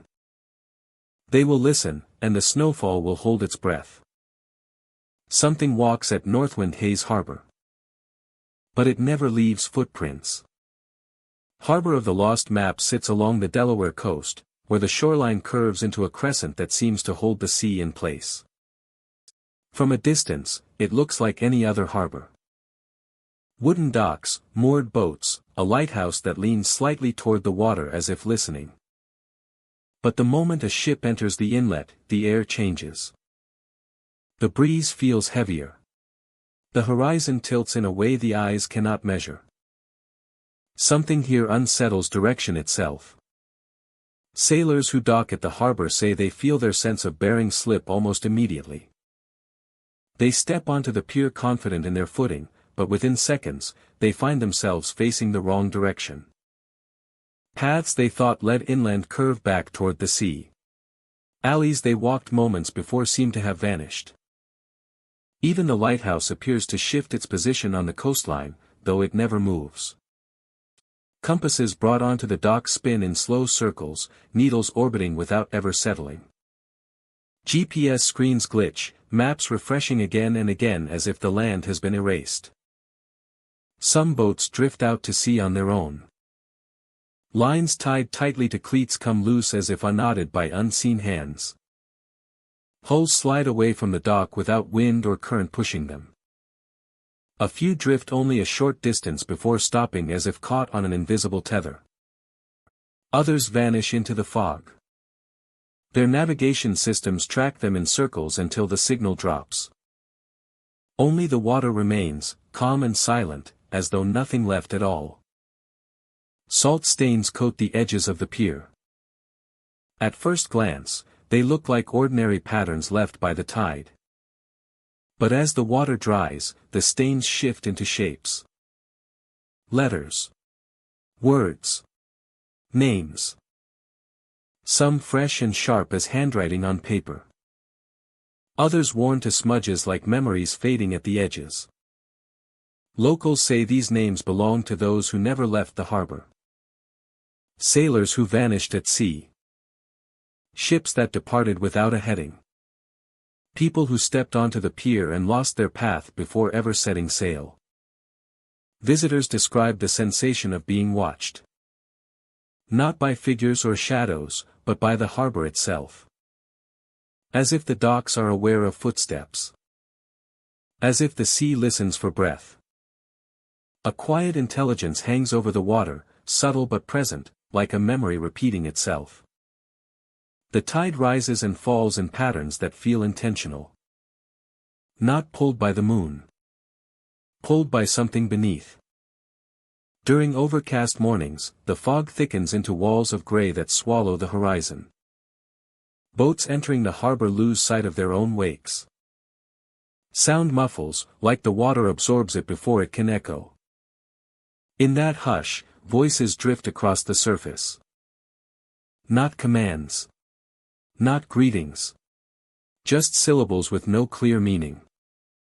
Some sailors say the voices sound like navigation calls from old shipping routes. Others think the voices are reciting names. The same names the salt writes across the docks. The lighthouse keeper, one of the few who remains, claims the structurea's light behaves strangely. Instead of sweeping in a steady rotation, the beam stalls mid-turn. It points toward the harbor, as though tracking something invisible on the waves. The bulb never burns out. The glass never fogs. The light simply chooses where to look. Maps brought here refuse to work. Paper buckles. Ink feathers outward, blurring coastlines and harbors until every detail dissolves. Some maps curl at the edges like they are trying to escape the surface they rest on. Electronic charts do worse. Routes correct themselves, shifting coordinates into unrecognizable shapes. Longitude and latitude scatter like constellations thrown from the sky. The moment anyone leaves the harbor, the equipment returns to normal, as if the disruption is bound to the shoreline. In the evening, when the tide retreats, the water reveals patterns in the sand. Drag marks that look like anchors pulled across the beach. Footprints that begin near the shoreline and end abruptly, as though their owners walked back into the water. Circles in the sand mimic the shape of compass roses, but the points do not align with north. They do not align with anything. At night, lantern light from the docks flickers like signals. The glow bounces across the water in irregular pulses. Some believe the lights try to communicate. Others think they are echoes of messages never received. No one has deciphered them. The patterns change faster than they can be recorded. Like a language in motion. On certain nights when the sea lies still and the wind refuses to move, the harbor becomes unbearably quiet. During those moments, sailors have seen shapes on the rocks. They do not move. They do not speak. But their presence feels anchored, like remnants of those who stepped into the water and never stepped back out. There are rumors of a ship that appears offshore during these nights. Not approaching. Not drifting. Just present. Its lights flicker in and out, like stars reflecting on the water. Some say it has no crew. Others believe the crew is still aboard, trapped in a journey without direction, caught in a place where navigation has no meaning. The harbor of the lost maps is not hostile. It does not threaten. It takes slowly, the way the tide reclaims footprints in the sand. A name written in salt. Direction falls away one sense at a time until the path home no longer exists. Those who visit leave quickly. Those who stay long enough begin to feel the harbor guiding them. Toward the pier. Toward the water. Toward the place where maps dissolve into horizon. And names fade into salt. And the sea waits, patient, for another to lose their way. The pier beyond the tides is not marked on charts. It is not labeled by GPS. The coastline that surrounds it appears ordinary on every map. But those who walk far enough along the shore sometimes find something the world claims does not exist. A dock that stretches into water too dark to reflect the sky. Planks warped by age and salt. Barnacles growing along the boards like armor grown from the ocean itself. It stands alone, unmoving, as if waiting for someone who has not yet arrived. Reaching it never feels intentional. Travelers say they were following the coast. And only realized something had changed after several minutes. The wind shifted. The horizon seemed too close. The tide sounded wrong, arriving in slow breaths rather than waves. Then the pier appeared ahead. Rising out of the shoreline at an angle. That suggests it was not built, but revealed. As if the sea withdrew just long enough to expose it. No one can agree on how old it is. There are no nails in the boards, only wood fused together like drift that chose its own shape. The barnacles cling in clusters, jagged and pale, forming patterns like runes etched by the tide. When the wind moves across the surface, the air tastes of brine and metal, sharp enough to sting the back of the throat. The water beneath the pier is black. Not clear, not murky, but a darkness that reflects nothing. Even daylight does not touch it. A stone dropped into that water makes no splash. It vanishes as though falling into a void rather than a sea. Some travelers kneel at the edge and try to look deeper, but their eyes ache, as if the dark beneath resists being seen. The pier carries weight in its silence. Boards creak even when no one steps on them. A sound like someone pacing, slow and practiced, as though measuring distance. People who have stood at the entrance describe a pressure in the air, like the moment before someone speaks a name. Most choose not to continue. Some do. Those who step onto the pier feel the boards tremble beneath their feet. Not from wind. Not from waves. But from movement deeper in the structure. Something walking. Something already on the pier. Then the boots begin. Footsteps echo from somewhere ahead. The sound of heavy soles striking wood. Slow. Deliberate. A rhythm out of sight but close enough to feel through the planks. The boots pass by. They brush close enough for wind to shift clothing. Close enough for the boards to dip beneath phantom weight. Then they stop.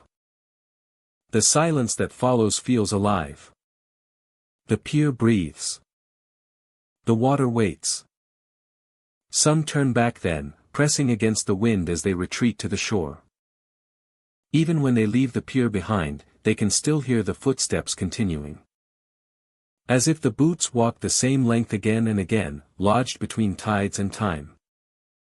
Others walk farther. They reach the midpoint of the pier, where barnacles cluster so thickly that the boards beneath cannot be seen. The planks seem to move, not separately, but together, rising and falling with a pulse that suggests the entire structure is breathing. But this time, they circle. Boots striking wood in a widening path, as if surrounding the traveler. Those who speak aloud report the same reaction. The boots fall silent, as if listening. The wind halts. The ocean holds still. And then, from out over the black water, the footsteps answer, crossing the pier in perfect rhythm. Each step closer. Each step heavier. Few remain long enough to see what happens next. Those who do say the boots reach the very edge of the planks. Then fade, as though stepping into the water without a single splash. After that, the pier grows quiet again. The sea resumes its breathing tide. And the barnacles shift, clicking softly, like teeth behind a closed mouth. There are stories that the pier appears only to those searching for something. A memory. A person. A mistake. The pier changes behind them. The tide rises. The shoreline grows distant. The world reshapes itself until there is only sea and wood and the dark beneath. Some believe the boots belong to someone who drowned long ago. A sailor pulled beneath a storm who refused to sink completely. Others believe the pier is a place where lost things gather. People whose names were forgotten. Voyages that ended without homecoming. A place where memory waits for a witness. What unnerves most travelers is not what the pier holds, but what follows them home. The sound of boots echoing down hallways at night. The creak of floorboards beneath a weight that cannot be seen. The faint scent of tidewater in rooms far from any coast. The coastline remains unchanged on maps. The pier is never marked. But those who have found it know it is still there. Waiting beyond the tides. Beyond what the land remembers. A place where barnacles cling like claws and the water swallows sound. A place where boots walk with no legs, pacing endlessly, as if guarding something the sea refuses to return. And if someone walks long enough, they may find themselves there again. even if they never meant to return. And if someone walks long enough, they may find themselves there again, even if they never meant to return. The final harbor exists somewhere along a coastline that changes shape. Travelers find it only when the sea allows them to. They may follow a beach at low tide or drift off course in a small boat, and suddenly the shoreline bends in a way it never has before. The harbor stands there, revealed like a memory or a mirage, as if it rose from the ocean floor for the occasion. The dock looks old at first glance. The ropes that tie to the posts are new, tightly wound and free of fray. Lanterns line the path to the pier, burning with steady flame despite the wind that rushes off the waves. Everything feels contradictory, as if the harbor exists in different times at once. Ancient. New. Preserved. Waiting. At the end of the dock, a ship stands ready. It floats with perfect stillness, not rising with the tide nor shifting with the water beneath it. No flag flies from the mast. No words or symbols mark the hull. Only the whisper of the tide against its sides. There is no creak of wood. No flap of rope. Only the whisper of the tide against its sides. When a traveler steps forward, the gangplank lowers. The air changes. The water draws back slightly, like the sea is making room. The ship waits. It does not beckon. It does not demand. It simply offers passage. Those who have witnessed the moment say the air changes. The wind pauses, as if the world is holding its breath. Those who board do not scream. There is no panic, no thrashing struggle, no calls for help. People walk up the gangplank with a kind of acceptance, whether compelled or resigned. Their footsteps fade into the stillness. When they reach the deck, they vanish from sight as though sinking below the boards. The sea remains quiet. It swallows the sound of departure like it swallows everything else. The harbor has no stories of return. Fishermen have reported seeing the harbor far offshore, appearing in fog banks and dissolving before they could reach it. Sailors speak of hearing bells carried on the wind where no bell could hang. Sometimes they glimpse lanterns on the water, forming a trail that leads into open sea. It is said that those who follow grow lost, not because they cannot navigate, but because the world shifts around them. The horizon stretches and curls, and the coastline changes shape until it no longer resembles the world they left behind. On rare nights, the harbor appears close enough for observers to approach from land. The waves pull inward, carving a temporary path. Sand hardens beneath the feet, creating a walkway where the tide should surge. The lanterns burn brighter, and the Shepa's outline sharpens. The sea seems to hush itself, as if preparing for a ritual. The air at the harbor feels heavy with unspoken memory. The scent of salt is stronger here, mixed with something metallic and distant. The wind carries voices that cannot be understood, fragments of conversation like echoes from another shore. For some, the sound resembles names being spoken. Names they recognize. Names they fear. The harbor does not confirm or deny anything. It merely waits.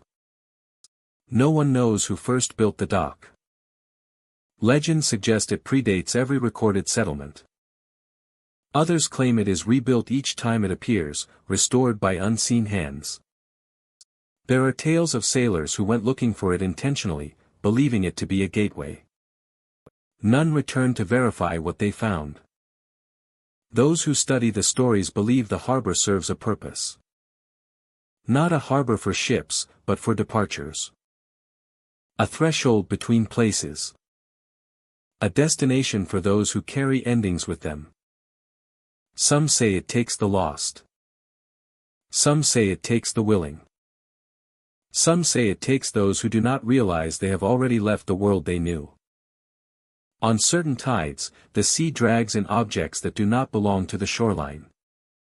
Pieces of rope that have never touched sand. Bits of polished deck wood, smoothed like bone. Fragments of lantern glass that still hold the scent of flame. These remnants appear without footprints or tracks left behind. There are accounts of people who approached the ship but chose not to board. The gangplank rose slowly, as if withdrawing the offer. And the lanterns dimmed. The harbor faded like mist, dissolving into the water as though it had never existed. Those individuals never saw it again. They claim the sea does not offer twice. In the minds of those who witnessed it, the harbor leaves a mark. A memory that does not feel like memory. An echo that lingers in dreams. Footsteps on old wood. Lanterns burning in a windless night. The shape of a ship waiting with quiet purpose. A ship waits at the end. No crew. No flag. No sound. Yet the gangplank lowers, always waiting, always ready. Those who board do not scream. The sea swallows the sound. Thank you, my friend, for walking with me through these haunted harbor docks tonight. Some say the ocean is alive. Some say it remembers. Some say it keeps what it takes. If you ever stand near a harbor at night and hear boots on the boards behind you, or a ship's horn echo across empty water, or your name drifting on the wind like a memory you never leave to leave. The sea is patient. The sea is hungry. The sea does not return what it claims. Tell me before we part tonight. Would you set foot on a haunted dock with ghost sailors watching from the fog? Or would you stay on land where the tide cannot reach you? Rest now. And pray the waves stay quiet.